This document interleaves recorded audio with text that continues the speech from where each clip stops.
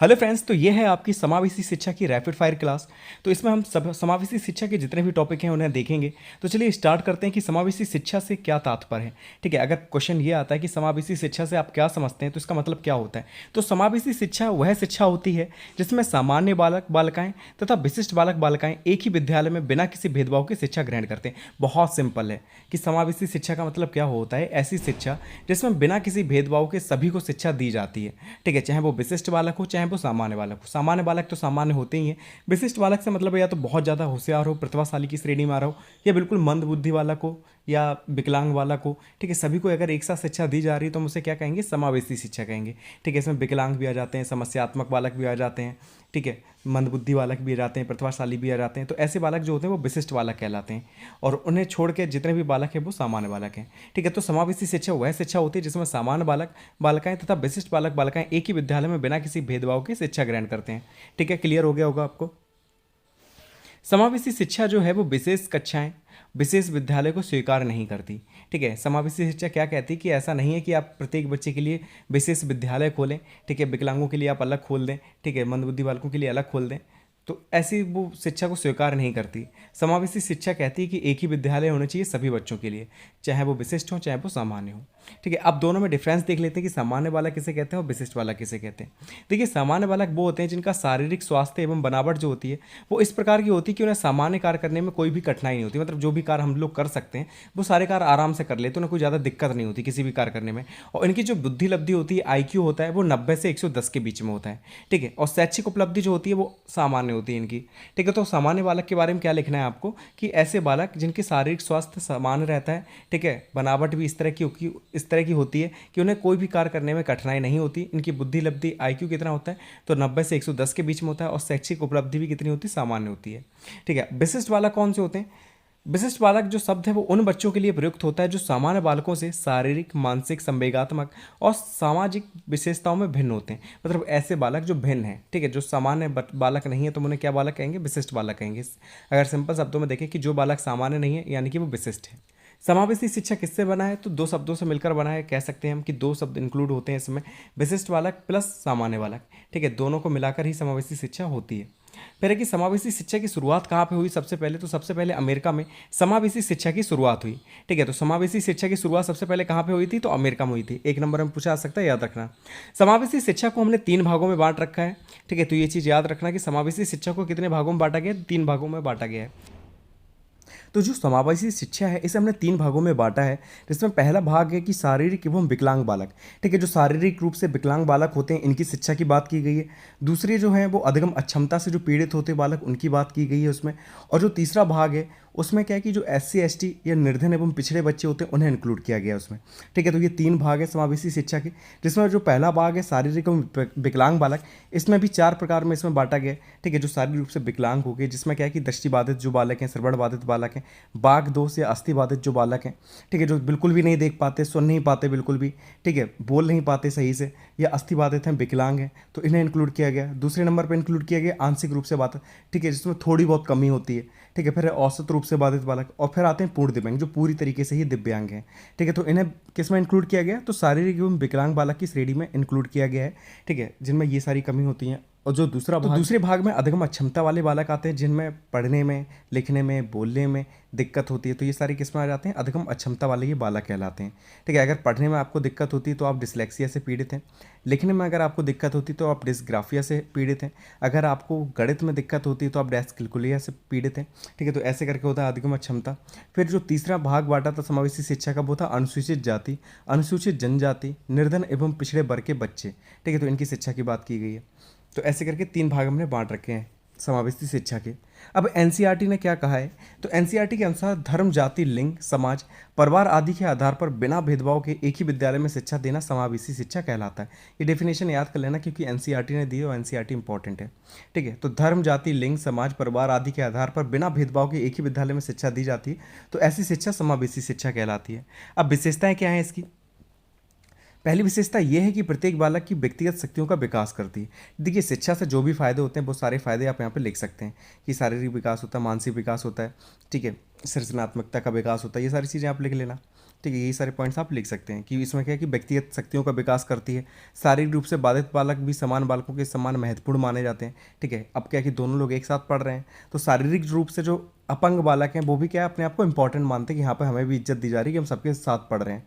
फिर तीसरा है कि अपंग बालकों के जीवन स्तर को ऊपर उठाने तथा उनके नागरिक अधिकार को सुनिश्चित करती है। ठीक है, जो अपंग बालक हैं उनके जीवन स्तर को और अच्छा बनाने, क्योंकि पढ़ लिख जाएंगे तो जॉब मिल जाएगी, तो जीवन स्तर जो है उनका अच्छा हो जाएगा। तो उनके जीवन स्तर को ऊपर उठाने तथा नागरिक अधिकार को सुनिश्चित करती है। फिर है कि यह शिक्षा अध्यापकों, शिक्षाविदों तथा माता पिताओं के सामूहिक प्रयास पर आधारित है। ठीक है, सभी को मिलजुल कर ही काम करना पड़ता है। अगर माता पिता नहीं भेजेंगे अपने विद्यालय में, मतलब अपने बच्चों को विद्यालय में, तो टीचर कुछ नहीं कर सकते। तो सब पर आधारित है, सभी अपना प्रयास करेंगे तभी ये हो सकती है समावेशी शिक्षा। फिर है कि समावेशी शिक्षा समाज में समानता की भावना उत्पन्न करती है, क्योंकि एक साथ सभी को शिक्षा मिल रही है तो समानता की भावना उत्पन्न होती है। उद्देश्य क्या है समावेशी शिक्षा के? तो पहला तो यह है कि शारीरिक रूप से जो अक्षम बालक हैं उनकी शिक्षण समस्याओं की जानकारी प्रदान करना। ठीक है, जो अक्षम बालक हैं, जो सही से कार्य नहीं कर सकते, ठीक है, तो ऐसे बालकों की जो शिक्षण समस्याएं होती हैं उनकी जानकारी प्रदान करना। दूसरा है कि बालकों की अधगम अक्षमता को पता लगाकर उन्हें दूर करने का प्रयास करना। ठीक है, कि उन्हें कहाँ दिक्कत हो रही, तो सारी जो कमियाँ है उसे पता करना है और फिर दूर करने की कोशिश करनी है। फिर तीसरा कि समस्याओं को ध्यान में रखते हुए शिक्षण विधियों का आविष्कार करना तथा प्रयोग द्वारा विद्यार्थियों को शिक्षा प्रदान करना। ठीक है, क्योंकि समस्याओं का पहले पता लगाएं, उसका शिक्षण विधियों का हम यूज़ करें जिसके माध्यम से उन्हें शिक्षा प्रदान की जाए। तो ये समावेशी शिक्षा के उद्देश्य हैं, और देख लेते हैं। फिर है कि बिना भेदभाव के सभी को शिक्षा प्रदान करना, ये भी एक उद्देश्य है। फिर कि ऐसे अध्यापकों की नियुक्ति करना जो विशिष्ट एवं समान बालकों को एक साथ पढ़ा सकें। ठीक है, तो ऐसे अध्यापक की नियुक्ति की जाए जहाँ पर विशिष्ट बालक जो है और समान बालक है दोनों को एक साथ पढ़ा सकें वो। फिर है कि बच्चों को आत्मनिर्भर बनाना, ये भी उद्देश्य है समावेशी शिक्षा का। बच्चों की आवश्यकता के अनुरूप अनुकूल शारीरिक एवं मनोवैज्ञानिक वातावरण बनाना, तो ये भी समावेशी शिक्षा का ही क्या है, उद्देश्य है। तो आप 4 या 5 उद्देश्य याद कर सकते हैं इसमें से। फिर आवश्यकता क्या है, क्यों समावेशी शिक्षा की हमें आवश्यकता पड़ी आज के समय में? तो देखिए, समावेशी शिक्षा के माध्यम से एकीकरण संभव है। एकीकरण से मतलब कि सभी को एक समान लाना। ठीक है, ऐसा नहीं कि कोई बहुत ऊपर है दूसरे पर हम बिल्कुल ध्यान ही नहीं दे रहे। एक वर्ग जो होता है, जैसे विकलांग वालों का जो वर्ग है या अनुसूचित जाति जनजाति वाले जो बच्चे हैं उनका जो वर्ग है वो बिल्कुल पिछड़ गए हैं। ठीक है, उन पर कोई ध्यान नहीं दे रहा, तो एकीकरण संभव है। दूसरा कि समावेशी शिक्षा जो होती है वो कम खर्चीली होती है। ठीक है, अगर आप अलग अलग स्कूल बनाएंगे सबके लिए तो बहुत ज़्यादा खर्चीला हो जाएगा। ठीक है, वैसे ही आपको टीचर भी रखने पड़ेंगे उसमें। लेकिन क्या है कि समावेशी शिक्षा कम खर्चीली होती है कि एक साथ आप सभी को शिक्षा दे सकते हैं। फिर है कि मानसिक विकास संभव है। फिर है कि शिक्षा स्तर को बढ़ाने के लिए समावेशी शिक्षा जरूरी है। समाज के विकास के लिए, लोकतांत्रिक गुणों के विकास के लिए, राष्ट्र की प्रगति के लिए और रोजगार के अवसरों में वृद्धि के लिए हमें किसकी जरूरत पड़ती है? तो समावेशी शिक्षा की आवश्यकता है ये। ठीक है, क्यों हमें ज़रूरत है समावेशी शिक्षा की आज के समय में, इन सारे पॉइंट्स को आप लिख सकते हैं। नेक्स्ट हमारा जो टॉपिक है वो है विशिष्ट बालक। अब विशिष्ट बालक किससे कहते हैं वो जान लेते हैं। प्रत्येक विद्यालय में शिक्षा प्राप्त करने के लिए समान बालकों के अलावा कुछ ऐसे बालक भी आते हैं जिनकी अपनी कुछ मानसिक विशेषताएं होती हैं। इनमें कुछ मंदबुद्धि, कुछ पिछड़े हुए, कुछ शारीरिक दोषों वाले बालक तथा कुछ प्रतिभाशाली बालक होते हैं। इन्हें विशिष्ट बालक या अपवादात्मक बालक कहते हैं। अगर विशिष्ट लिखकर नहीं आए क्वेश्चन में, ठीक है, अपवादात्मक लिखकर आ जाए तो समझ लेना विशिष्ट बालकों की ही बात हो रही है। ठीक है, तो क्या कहा गया है कि प्रत्येक विद्यालय में क्या होता है, शिक्षा प्राप्त करने के लिए जो समान बालक होते हैं उन्हें छोड़कर कुछ बालक ऐसे भी होते हैं जिनकी कुछ मानसिक विशेषताएं होती हैं। या तो वो बहुत होशियार होते हैं या बिल्कुल वीक होते हैं। ठीक है, मंदबुद्धि होते हैं, कुछ पिछड़े हुए होते हैं, कुछ अपंग होते हैं, शारीरिक दोषों वाले बालक होते हैं या कुछ प्रतिभाशाली होते हैं। तो इन बालकों को क्या कहा जाता है? तो विशिष्ट बालक या अपवादात्मक बालक कहा जाता है। ठीक है, डेफिनेशन याद कर लेना, सिंपल है, आप आराम से समझ जाएंगे। ठीक है, लिख भी सकते हैं बना बनाकर। इनकी विशेषताएं क्या होती हैं कि ये शारीरिक, मानसिक, सामाजिक और भावात्मक रूप से एक दूसरे से पूर्णतः भिन्न होते हैं। ठीक है, एक दूसरे से बिल्कुल भिन्न दिखेंगे। ठीक है, इनकी हरकतें जो होंगी बिल्कुल अजीब होंगी। ठीक है, प्रतिभाशाली होगा जो अपने में खोया खोया रहेगा या बहुत ज़्यादा शोर शराबे वाला होगा, या मानसिक रूप से अपंग बालक है तो वो भी अपने आप को कम समझेगा। ठीक है, तो जो शारीरिक, मानसिक रूप से क्या होते हैं और सामाजिक रूप से कम बोलचाल रखना, कम बातचीत करना, तो ये सारी चीज़ें देखी जाती हैं। तो ऐसे ये क्या होते हैं, एक दूसरे से भिन्न होते हैं। दूसरा कि इनकी समझने की जो शक्ति है वो सामान्य बालकों से भिन्न होती है। तो बहुत जल्दी चीज़ों को समझ जाएंगे या बहुत इन्हें समय लगेगा किसी भी चीज़ को समझने में।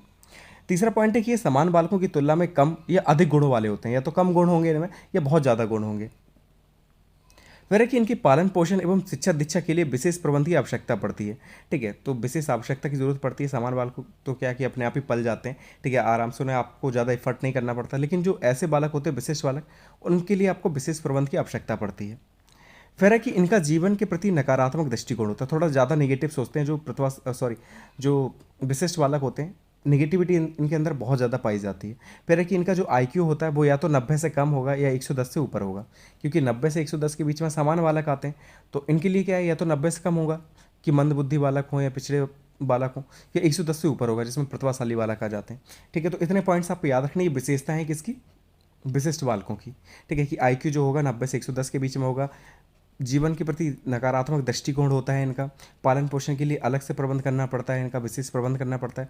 गुणों की अगर तुलना करें तो या तो कम होंगे सामान्य बालक के अपेक्षा या उनसे ज़्यादा होंगे। ठीक है, और समझने की शक्ति जो होती है वो भी सामान्य बालकों से भिन्न होगी, या तो बहुत जल्दी समझेंगे चीज़ों को या बहुत धीरे धीरे समझेंगे। अब विशिष्ट बालकों का जो वर्गीकरण किया गया वो देख लेते हैं। क्योंकि विशिष्ट बालक जो होते हैं ना, कई भागों में बांटा गया है, कई प्रकार से इनका वर्गीकरण किया गया। पहला कि शारीरिक रूप से विशिष्ट बालक, शारीरिक रूप से आएंगे तो उसमें अपंग बालक आ जाते हैं। ठीक है, पूर्णतः अपंग होंगे सांवेदिक रूप से। ठीक है, जिनके संवेग इतने अच्छे से काम नहीं करते। ठीक है, और फिर मानसिक रूप से बांट रखा है, शैक्षिक रूप से बांट रखा है और सामाजिक रूप से बांट रखा है। तो सबसे पहले हम देख लेते हैं कि शारीरिक रूप से हमने विशिष्ट बालक कौन से होते हैं। ठीक है, कैसे बांटा है शारीरिक रूप से। तो इसमें देखिए पहले आते हैं सांवेदिक रूप से जो विकलांग बालक होते हैं। ठीक है, जो जन्म से अंधे होते हैं या गूंगे होते हैं या ऊंचा सुनने वाले होते हैं। दूसरा कि गति रूप से विकलांग। ठीक है, जिसे मतलब वो चल नहीं सकते, गति में दिक्कत होती, बहुत धीरे धीरे कार्य करते हैं। तो गति रूप से जो विकलांग होते हैं, या तो हो सकता है उन्हें लकवा मार गया हो, या हो सकता है उन्हें पोलियो से पीड़ित हो। फिर आता है बहुल विकलांग, जो जिनमें एक से ज़्यादा निर्योग्यता होती है, मतलब एक से ज़्यादा अंगों से जो विकलांग होते हैं उन्हें बहुल विकलांग में रखा जाता है। ठीक है, तो ये तीन प्रकार से बांटा गया शारीरिक रूप से विशिष्ट बालकों को। पहला है कि सांवेदिक रूप से जो विकलांग होगा, दूसरा गति रूप से जो गति में बहुत धीमे होगा, फिर होता है बहुल विकलांग जिसमें एक से ज़्यादा निर्योग्यता होती है। फिर दूसरा आता है आपका मानसिक रूप से विशिष्ट बालक। मानसिक रूप से जो विशिष्ट बालक होगा, या तो वो बहुत प्रतिभाशाली होगा, ठीक है, जिसका आईक्यू जो होगा वो 120 से ऊपर होगा। इसमें सृजनात्मक बालक आते हैं जो बहुत ज़्यादा क्रिएटिव होते हैं। ठीक है, बहुत अच्छी अच्छी आर्ट बना लेते हैं, गा लेते हैं। ठीक है, सिंगिंग बहुत अच्छी होती है, कहानियाँ बहुत अच्छी बना लेते हैं, सुना लेते हैं। और फिर तीसरे आते हैं मंदबुद्धि बालक। ये मानसिक रूप से पूछा गया है। ठीक है, ये मानसिक रूप से बांटा गया, तो मानसिक रूप से ही बताएंगे कि प्रतिभाशाली बालक, सृजनात्मक बालक और मंदबुद्धि बालक। फिर तीसरा जो बांटा गया वो बांटा गया शैक्षिक रूप से विशिष्ट बालक। अब शैक्षिक रूप से विशिष्ट बालक में मतलब है कि या तो शैक्षिक रूप से बहुत समृद्ध बालक होगा, बहुत पढ़ा लिखा होगा, बहुत अच्छा होगा पढ़ाई में। दूसरा होगा कि शैक्षिक रूप से पिछड़ा बालक, जो बिल्कुल पिछड़ा होगा। ठीक है, जो पढ़ाई में बहुत वीक होगा। और तीसरा आता है संप्रेक्षण बाधित। संप्रेक्षण बाधित मतलब जो कम्युनिकेशन इतना अच्छा नहीं है उनका, सही से बोलचाल नहीं पाते, वो सही से बातचीत नहीं कर पाते लोगों से। ठीक है, इंटरेक्ट नहीं कर पाते। तो ये है तीन भागों में बांटा गया शैक्षिक रूप से विशिष्ट बालकों को।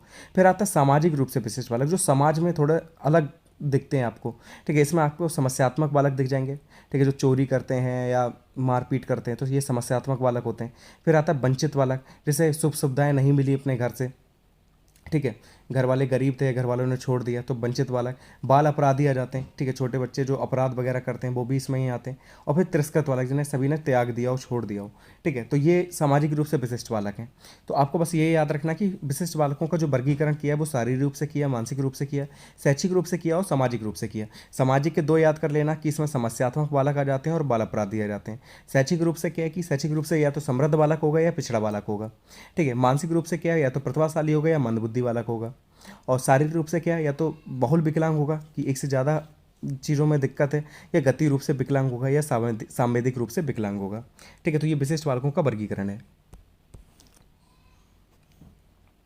फिर है कि विशिष्ट बालकों की शिक्षा कैसे करा सकते हैं आप। ठीक है, कैसे प्रदान कर सकते हैं। तो देखिए, बच्चा जिस गति से सीख रहा है या सीखना चाहता है उसे उसी प्रकार से अधिगम प्रदान किया जाए। अगर मान लीजिए कोई प्रतिभाशाली बालक है, वो भी विशिष्ट बालक में आ रहा है, वो बहुत तेज़ी से चीज़ों को सीख रहा है, तो उसी स्पीड से आपको भी सिखाना है। अगर मान लीजिए कोई मंदबुद्धि बालक है, बहुत धीरे धीरे सीख रहा है, तो आप उसी गति से उसे सिखाएं।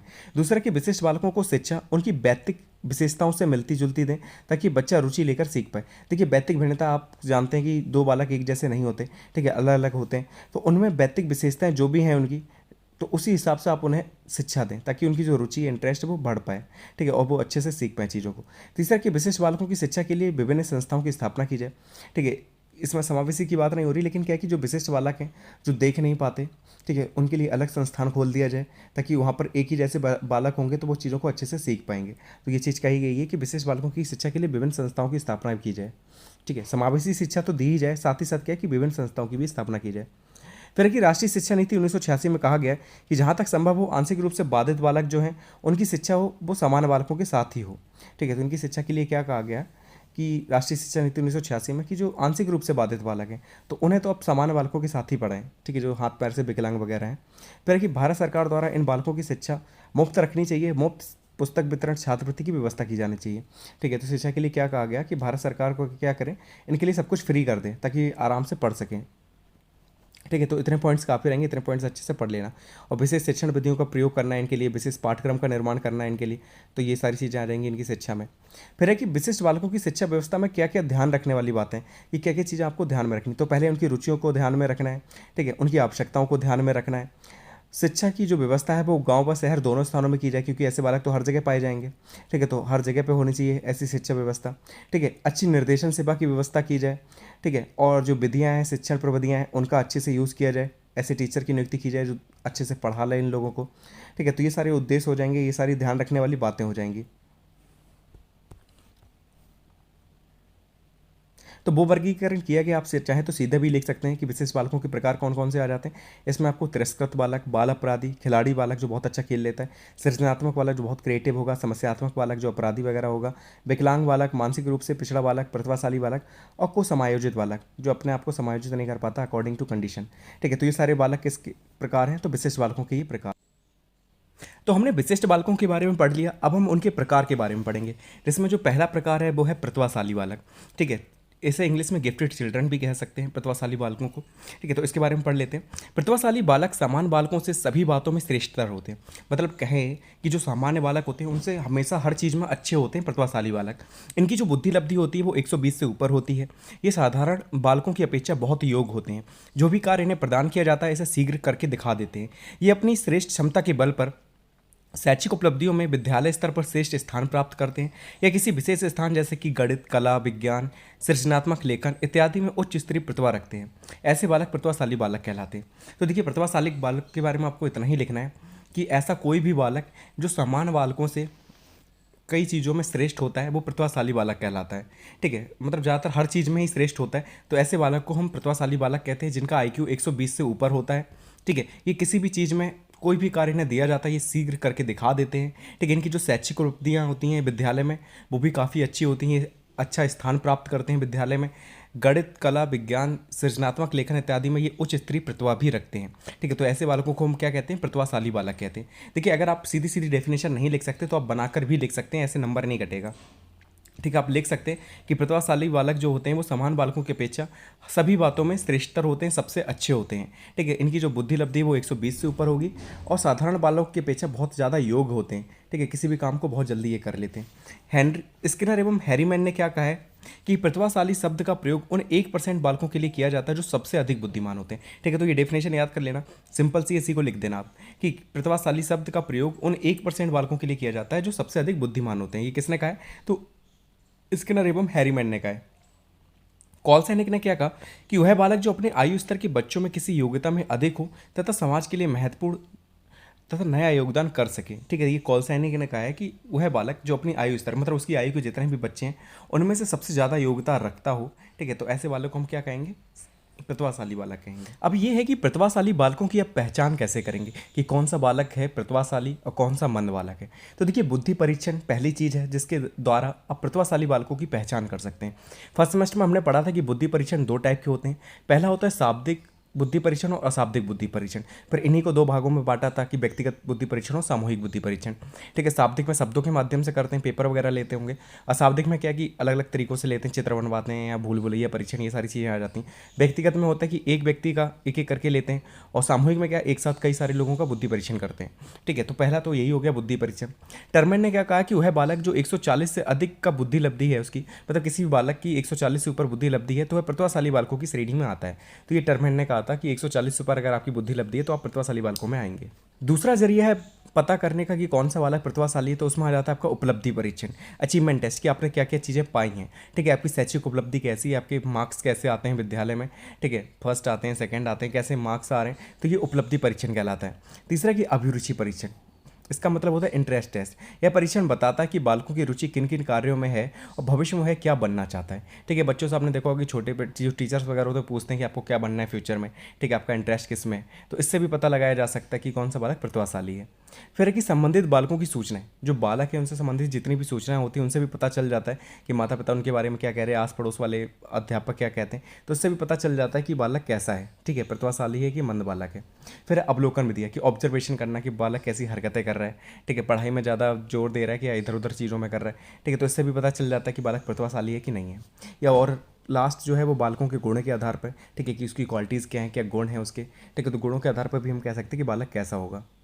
अब प्रतिभाशाली बालकों की विशेषताएं देख लेते हैं। इसमें पहली जो विशेषता है वो है इंद्रिय शक्ति, यानी कि इंद्रिय शक्ति जो होगी प्रतिभाशाली बालकों की तीव्र होगी, काफ़ी तेज़ी से चीज़ों पर वो रिएक्ट करेंगे, ठीक है, कोई भी चीज़ आएगी उनके सामने तो बहुत जल्दी रिएक्ट करते हैं। दूसरा है दांत, जो दांत होते हैं इन बच्चों के, जो प्रतिभाशाली बालक होते हैं, सामान्य बच्चों की अपेक्षा जो दांत हैं इनके 2 महीने पहले ही निकल आते हैं। तीसरा है कि शारीरिक दोष जो होंगे बहुत कम होंगे, ठीक है, अपंग नहीं होंगे, विकलांग नहीं होंगे, ठीक है, काफ़ी अच्छे से चीज़ें कर लेते होंगे, तो शारीरिक दोष बहुत कम देखने को मिलते हैं ऐसे बालकों में। फिर कि जो स्वास्थ्य है वो सामान्य बच्चों की तुलना में अधिक अच्छा रहता है, ठीक है, अच्छा स्वास्थ्य रहता है, जल्दी बीमार नहीं पड़ते ऐसे बच्चे। फिर है कि शारीरिक रूप से अच्छे खासे विकसित होते हैं, कद काफ़ी में भारी होते हैं, हाइट हाइट सही होती है, ठीक है, तो ये जो बालक होते हैं वो प्रतिभाशाली बालकों में आते हैं, ठीक है, तो इतना एक विशेषताएं याद कर लेना, ठीक है, 4-5 याद कर लेना कि इंद्रिय शक्ति में काफ़ी तेज होते हैं, दांत 2 महीने पहले निकल आते हैं, शारीरिक दोष बहुत कम देखने को मिलते हैं, स्वास्थ्य इनका हमेशा अच्छा रहता है, जल्दी बीमार नहीं पड़ते। ऊपर जो हमने पढ़ी थी वो प्रतिभाशाली बालकों की शारीरिक विशेषताएं थी। अब हम प्रतिभाशाली बालकों की सामाजिक विशेषताएं देख लेते हैं कि समाज में वो कैसे रिएक्ट करते हैं। तो पहले ही मिलनसार होते हैं, ठीक है, सभी से मिलते जुलते रहते हैं, जिम्मेदार होते हैं, कोई रिस्पॉन्सिबिलिटी अगर काम देते हैं तो आप रिस्पॉन्सिबल होते हैं, रिस्पॉन्सिबिलिटी वो लेते हैं चीज़ की। फिर कि जो मित्र होते हैं वो बड़ी उम्र के बनते हैं इनके, ठीक है, अपने बराबर के या छोटे मित्र नहीं बनाते, बड़े बड़े लोगों से दोस्ती करते हैं। फिर कि जो खेल है वो अपनी उम्र के बच्चों के साथ खेलते हैं। नेताओं वाले गुण होते हैं इनके अंदर, ठीक है, और सृजनात्मक गतिविधियों में शामिल होते हैं ये, जैसे ये जो क्रिएटिविटी वाली जो एक्टिविटीज़ होती है उनमें शामिल होते हैं। संवेगात्मक विशेषताएं कैसी होती हैं इनकी, ठीक है, फीलिंग्स से रिलेटेड जो चीज़ें होती हैं, तो पहला कि सामाजिक दृष्टि से सुदृढ़ होते हैं, हमेशा प्रसन्न रहेंगे, जो चरित्र होगा इनका काफ़ी अच्छा होगा, ठीक है, संवेगात्मक रूप से स्थिर होंगे, ऐसा नहीं कि बहुत जल्दी रोने लग जाएं या बहुत जल्दी हंसने लग जाएं किसी भी बात पर, ठीक है, बहुत स्थिर होते हैं। फिर कि हर परिस्थिति में समायोजन कर लेते हैं, ठीक है, कैसी भी परिस्थिति होती है वो अपने आप को समायोजित कर लेते हैं। तो ये विशेषता है किसकी, प्रतिभाशाली बालकों की। फिर बौद्धिक विशेषताएं देख लेते हैं कि बुद्धि के आधार पर ये कैसे होते हैं। तो पहला कि तीव्र अधिगम, बहुत जल्दी चीज़ों को सीखते हैं, ठीक है, तार्किक योग्यता बहुत अच्छी होती है, तर्क बहुत अच्छा ले लेते हैं। फिर कि स्पष्टवादी होते हैं, श्रेष्ठ होते हैं, फुर्तीले होते हैं, ठीक है, स्पष्ट बातें करते हैं, घुमा घुमा के बातें नहीं करते। फिर मानसिक गति जो होती है वो काफ़ी तेज होती है और कार्यों में श्रेष्ठ है, कार्य किसी भी कार्य को बहुत अच्छे से ये करते हैं, तो ये बौद्धिक विशेषता है। आप चाहें तो मिली जुली विशेषताएं याद कर लेना, ठीक है, अलग अलग बताने की कोई ज़रूरत नहीं है, लेकिन अलग अलग पूछी जाती हैं तो आपको ऐसे ही लिखनी है, ठीक है, कि बौद्धिक विशेषताएं कैसी होती हैं प्रतिभाशाली बालक, तो ऐसे लिखना है, ठीक है, सामाजिक कैसी होती हैं तो ऊपर वाले पॉइंट से लिखने हैं ऐसे करके। अब प्रतिभाशाली बालकों की शिक्षा कैसी होती है, तो देखिए इनके लिए विशिष्ट कक्षाएं चलाई जाती हैं, स्पेशल क्लासेस को, काफ़ी जल्दी चीज़ों को ये सीखते हैं, तो इनके लिए टीचर भी अच्छे चाहिए और क्लासेज जो हैं वो भी स्पेशल चाहिए, जिससे इन्हें विशिष्ट योग्यता का विकास किया जा सके इनमें। फिर कि श्रेष्ठ एवं प्रशिक्षित अध्यापकों द्वारा शिक्षण कराया जाता है, ठीक है, जो टीचर्स होंगे इन्हें पढ़ाने वाले वो काफ़ी श्रेष्ठ होंगे ताकि अच्छे से इन्हें जवाब दे दें, ठीक है, क्योंकि ये इतनी जल्दी सेटिस्फाइड नहीं होते जो भी आंसर या क्वेश्चन ये करते हैं उससे, ठीक है, तो ऐसे टीचर चाहिए जो बहुत अच्छे हों शिक्षण में। फिर तीसरा है कि विशेष एवं समृद्ध पाठ्यक्रम हो, इनके लिए पाठ्यक्रम जो है वो सामान्य बच्चों की अपेक्षा काफ़ी हार्ड होना चाहिए, अच्छा होना चाहिए ताकि इनमें मजा आए इन्हें। फिर है कि प्रोत्साहन प्रदान करना, मोटिवेट करना इन्हें, क्योंकि ये बहुत जल्दी डिमोटिवेट हो जाते हैं, डिमोटिवेट इसलिए हो जाते हैं, बोर हो जाते हैं बहुत जल्दी, क्योंकि इन्हें लगता है कि हम तो बहुत जल्दी सीख गए और बच्चे नहीं सीख पा रहे, तो ये जल्दी डिमोटिवेट हो जाते हैं, इसलिए इन्हें मोटिवेशन की ज़रूरत पड़ती है। फिर नेक्स्ट पॉइंट है कि विशेष विद्यालयों में शिक्षा, समय समय पर विशेष निर्देशन एवं परामर्श प्रदान करना, ठीक है, तो ऐसे बच्चों को निर्देशन परामर्श की भी जरूरत पड़ती है। फिर है कि पाठ से आगामी क्रियाओं का आयोजन करना, ठीक है, आपको पता है कि विद्यालय में कई सारी क्रियाएं कराई जाती हैं, जैसे नाटक वगैरह कराना, मोनो एक्टिंग वगैरह कराना या डांस, सिंगिंग, ये सारे प्रोग्राम जो होते हैं तो इनका आयोजन कराना ताकि ये लोग इसमें भाग ले सकें, ठीक है, और अपनी प्रतिभा को दिखा सकें, ठीक है, तो ये सारी चीज़ें होगी। प्रतिभाशाली बालकों की शिक्षा के बारे में बात कर ली हमने। नेक्स्ट टॉपिक है हमारा कि धीमी गति से सीखने वाले बालक, या हम कह सकते हैं कि शैक्षिक रूप से पिछड़े बालक, ठीक है, कौन कौन से बालक जो शैक्षिक रूप से पिछड़े होते हैं, तो हम कह सकते हैं कि वो धीमी गति से सीखने वाले बालक होते हैं, ठीक है, तो मनोवैज्ञानिक क्रिक ने क्या कहा इनके बारे में कि मनोवैज्ञानिक क्रिक ने 1962 में सामान्य एवं प्रतिभाशाली बालकों की पहचान उनके द्वारा सीखे गए कार्यों को सीखने की गति के आधार पर की, ठीक है, तो मनोवैज्ञानिक जो क्रिक थे उन्होंने एक सामान्य और प्रतिभाशाली बालकों की पहचान कैसे की कि वो किसी भी चीज़ को सीखने में कितना समय लेते हैं, अगर बहुत जल्दी सीख जाते हैं किसी भी चीज़ को तो उन्हें प्रतिभाशाली बोला, बहुत धीरे सीखते तो उन्हें क्या बोला, धीमे गति से सीखने वाले बालक कहा। यदि किसी समान बालक की शैक्षिक उपलब्धि अपने आयु वर्ग से कम है, तब उसे धीमी गति से सीखने वाला बालक कहा जाएगा। ठीक है, अगर ये क्वेश्चन आता है और आपको डेफिनेशन लिखनी है, तो आप यही लिखेंगे कि यदि कोई सामान्य बच्चे की शैक्षिक उपलब्धि अपनी आयु वर्ग से कम होती है, ठीक है, जो उसकी आयु के और बच्चे हैं, उनसे अगर उसकी स्पीड कम है, शैक्षिक उपलब्धि कम है, तो हम उसे क्या कहेंगे? धीमी गति से सीखने वाला बालक कहेंगे। ठीक है, ये चीज़ याद रखना। और मनोवैज्ञानिक क्रिक के अनुसार भी पूछा जा सकता है, ऐसा क्वेश्चन आएगा कि सामान्य एवं प्रतिभाशाली बालकों की पहचान उनके द्वारा सीखे गए कार्यों को सीखने की गति के आधार पर किसने की? तो मनोवैज्ञानिक क्रिक ने की थी। ये चीज़ याद रखना 1962 में। अब धीमी गति से सीखने वाले बालकों की विशेषताएँ देख लेते हैं, जो बहुत धीरे-धीरे चीज़ों को सीखते हैं, तो उनकी विशेषताएँ कैसी होंगी? पहला ये होगा कि उनमें अल्पकालीन स्मृति पाई जाएगी। अल्पकालीन स्मृति मतलब बहुत जल्दी चीज़ें याद नहीं रख पाते या रख लेते हैं याद तो बहुत जल्दी भूल जाते हैं। ठीक है, ये चीज़ है। दूसरा कि अवधान क्षमता भी अल्प होती है। अवधान क्षमता से मतलब होता है कि ध्यान नहीं लगा पाते किसी चीज़ पर। तीसरा कि भाषा विकास जो होता है इनका मंद गति से होता है, बहुत धीरे-धीरे भाषा विकास होता है। फिर है कि ये अपनी आयु स्तर के अनुसार परिपक्व नहीं होते, मतलब इतनी मैच्योरिटी इनके अंदर नहीं आती, ठीक है, अपनी एज के अनुसार। फिर है कि आत्मविश्वास कम पाया जाता है, कॉन्फिडेंस इतना नहीं होगा। ये अपनी असफलता को लेकर आशंकित रहते हैं, इन्हें हमेशा डर लगा रहता है कि हम फेल हो जाएँगे, ठीक है। और समायोजन का अभाव, ठीक है, समायोजित नहीं कर पाते नई कंडीशन के अकॉर्डिंग, ठीक है। तो ये सारी क्या है, विशेषता है धीमी गति से सीखने वाले बालकों की, ठीक है, कि चीज़ें याद नहीं रख पाते, ध्यान नहीं लगा पाते, भाषा विकास मंद होता है, आयु स्तर के अनुसार इतने मैच्योर नहीं होते, कॉन्फिडेंस नहीं होता, ठीक है। समायोजन का अभाव होता है, ये सारी विशेषताएँ हैं, ठीक है। 4-5 आप याद कर सकते हैं। अब जो धीमी गति से बालक सीखते हैं, उनकी समस्याएँ क्या होती हैं? ठीक है, तो पहली पारिवारिक समस्या होती है कि परिवार में उन्हें सम्मान नहीं दिया जाता। अगर मान लीजिए बहुत धीरे-धीरे सीख रहा है बच्चा, तो उसे मंदबुद्धि बालक कह सकते हैं। ठीक है, तो वो उसे उतना सम्मान नहीं मिलता। फिर उनके द्वारा किए गए जो कार्य होते हैं, वो असफलता की संभावना व्यक्त की जाती है। वो कुछ भी शुरू करे, तो लोग यही कह देते हैं, "यार, ये तो फेल हो जाएगा।" ठीक है, फिर तीसरा कि उपेक्षापूर्ण व्यवहार किया जाता है, मतलब भैया की इज़्ज़त नहीं दी जाती। सामाजिक समस्या क्या होती है कि समाज में ऐसे जो बालक होते हैं, उन्हें कोई भी रिस्पॉन्सिबिलिटी वाला काम नहीं दिया जाता कि तुम ये काम कर दो, ठीक है। कि अगर मान लीजिए शादी वगैरह हो रही है भाई वगैरह की, तो कह दिया जाता है कि तुम ये सारी चीज़ें सँभाल लो। तो ऐसा कोई काम नहीं दिया जाता कि ताकि वो अपने आप को रिस्पॉन्सिबल समझ सकें। दूसरा कि सामाजिक तथा सांस्कृतिक कार्यों में इनकी जो सहभागिता होती है वो नगण्य होती है, मतलब ना के बराबर होती है। फिर तीसरा कि समाज द्वारा भेदभावपूर्ण जो व्यवहार होता है वो किया जाता है इनके साथ। फिर कि शिक्षण अधिगम प्रक्रिया में कौन-सी समस्या होती हैं सीखने में? तो शिक्षण विधियों का निर्धारण करते समय इन बालकों की मानसिक योग्यता व स्तर का ध्यान नहीं रखा जाता है। ठीक है? अब जो टीचर होता है वो सबके बराबर एक जैसा समझा रहा है। अब ये थोड़ी ना कि इनके लिए अलग से क्लास लेगा या अलग से शिक्षण विधियों का यूज़ करेगा, क्योंकि इन्हें सिखाने में तो बहुत समय लगना है। ठीक है? तो इनका ज़्यादा ध्यान नहीं रखता है कोई। फिर है कि शिक्षण अधिगम प्रक्रिया में इन्हें भाग लेने के उचित अवसर नहीं मिलते। ठीक है? कि अगर मान लीजिए क्विज़ वगैरह होती है तो इन्हें ज़्यादा पार्टिसिपेट करने का मौका मिले, तो ऐसी चीज़ों में इन्हें मौका नहीं दिया जाता। फिर शिक्षक भी जिनकी उपेक्षा करते हैं, तो ये सारी समस्याएँ हैं। पाठ्यक्रम संबंधी समस्या क्या होती है कि इनके अनुसार पाठ्यक्रम निर्धारित नहीं किया जाता कि इनके स्तर को ध्यान में रखा जाए कि ये कुछ बच्चे ऐसे भी हो सकते हैं बहुत धीरे चीज़ों को सीखेंगे, तो उनके लिए अलग पाठ्यक्रम रखा जाए। तो इस चीज़ का ध्यान नहीं रखा जाता। इनके लिए कोई विशेष पाठ्यक्रम नहीं होता। पाठ से आगामी जो क्रियाएँ होती हैं उनमें भी इनकी सहभागिता कम होती है। ठीक है? जो स्कूल में प्रोग्राम वगैरह होते हैं तो उनमें भी कम होती है। अब ऐसे बालकों की आप पहचान कैसे करेंगे? मंदबुद्धि बालक कह सकते हैं या धीमी गति से सीखने वाले बालकों की पहचान कैसे करेंगे? तो देखिए, निरीक्षण विधि द्वारा आप करेंगे इनकी पहचान। ठीक है? कई सारे क्रियाकलाप आप देखेंगे इनके कि कैसे कर रहे हैं। तो निरीक्षण करके ऑब्जर्वेशन मेथड द्वारा आप देखेंगे कि कौन बच्चा जल्दी सीख रहा है, कौन बच्चा धीरे सीख रहा है। फिर है एकल अध्ययन विधि द्वारा, इसमें उस बालक की जन्म से लेकर वर्तमान तक की विभिन्न सूचनाएँ हम एकत्रित करते हैं। ठीक है? कि जन्म से लेकर इसने अभी तक क्या-क्या काम-वाम किए हैं, कैसे कर रहा है, कैसे चीज़ों को सीख रहा है, तो ये सारी चीज़ें होती हैं। फिर चिकित्सा परीक्षण होता है कि डॉक्टर द्वारा हम पता लगाते हैं, ठीक है? डॉक्टर विधि द्वारा। फिर है कि शैक्षिक परीक्षण की शैक्षिक उपलब्धि इसकी कितनी है, कैसे मार्क्स आ रहे हैं, ठीक है? कैसे इसकी परफॉर्मेंस है, ये सारी चीज़ें। फिर है कि व्यक्तित्व परीक्षण, ये बच्चे के सामाजिक मनोवैज्ञानिक संवेगात्मक गुणों का बोध होता है, ठीक है? जो व्यक्तित्व परीक्षण होता है, तो पर्सनैलिटी उसकी चेक करते हैं कि कैसी है, समायोजन की कमी तो नहीं है इसमें, ठीक है? अगर कमी है तो मान लेते हैं कि धीमी गति से सीखने वाला बालक है ये। फिर बुद्धि परीक्षण, ठीक है? तो वही आईक्यू टेस्ट जो होता है, तो ये सारी विधियाँ हैं जिनके आधार पर हम धीमी गति से सीखने वाले बालकों की पहचान करते हैं। ठीक है? अब इन बालकों की शिक्षा कैसी होगी? तो पहला है कि विशेष शिक्षण की व्यवस्था बहुत ज़रूरी है इनके लिए, ठीक है? क्योंकि विशेष शिक्षण के माध्यम से इनकी आवश्यकताओं को पूरा किया जा सकता है। ठीक है? इनके लिए अलग से आप पाठ्यक्रम लेके आओ, अलग से टीचर लेके आओ जो अच्छे से पढ़ाएँ, ठीक है? अच्छी शिक्षण विधियों का यूज़ करें, ठीक है? तो ये सारी चीज़ें ज़रूरी होती हैं। तो इनमें क्या है कि पाठ्यक्रम का लचीलापन, जो पाठ्यक्रम जो इनके लिए बनाया जाता है वो अलग से बनाया जाए, थोड़ा लचीलापन रहे उसमें।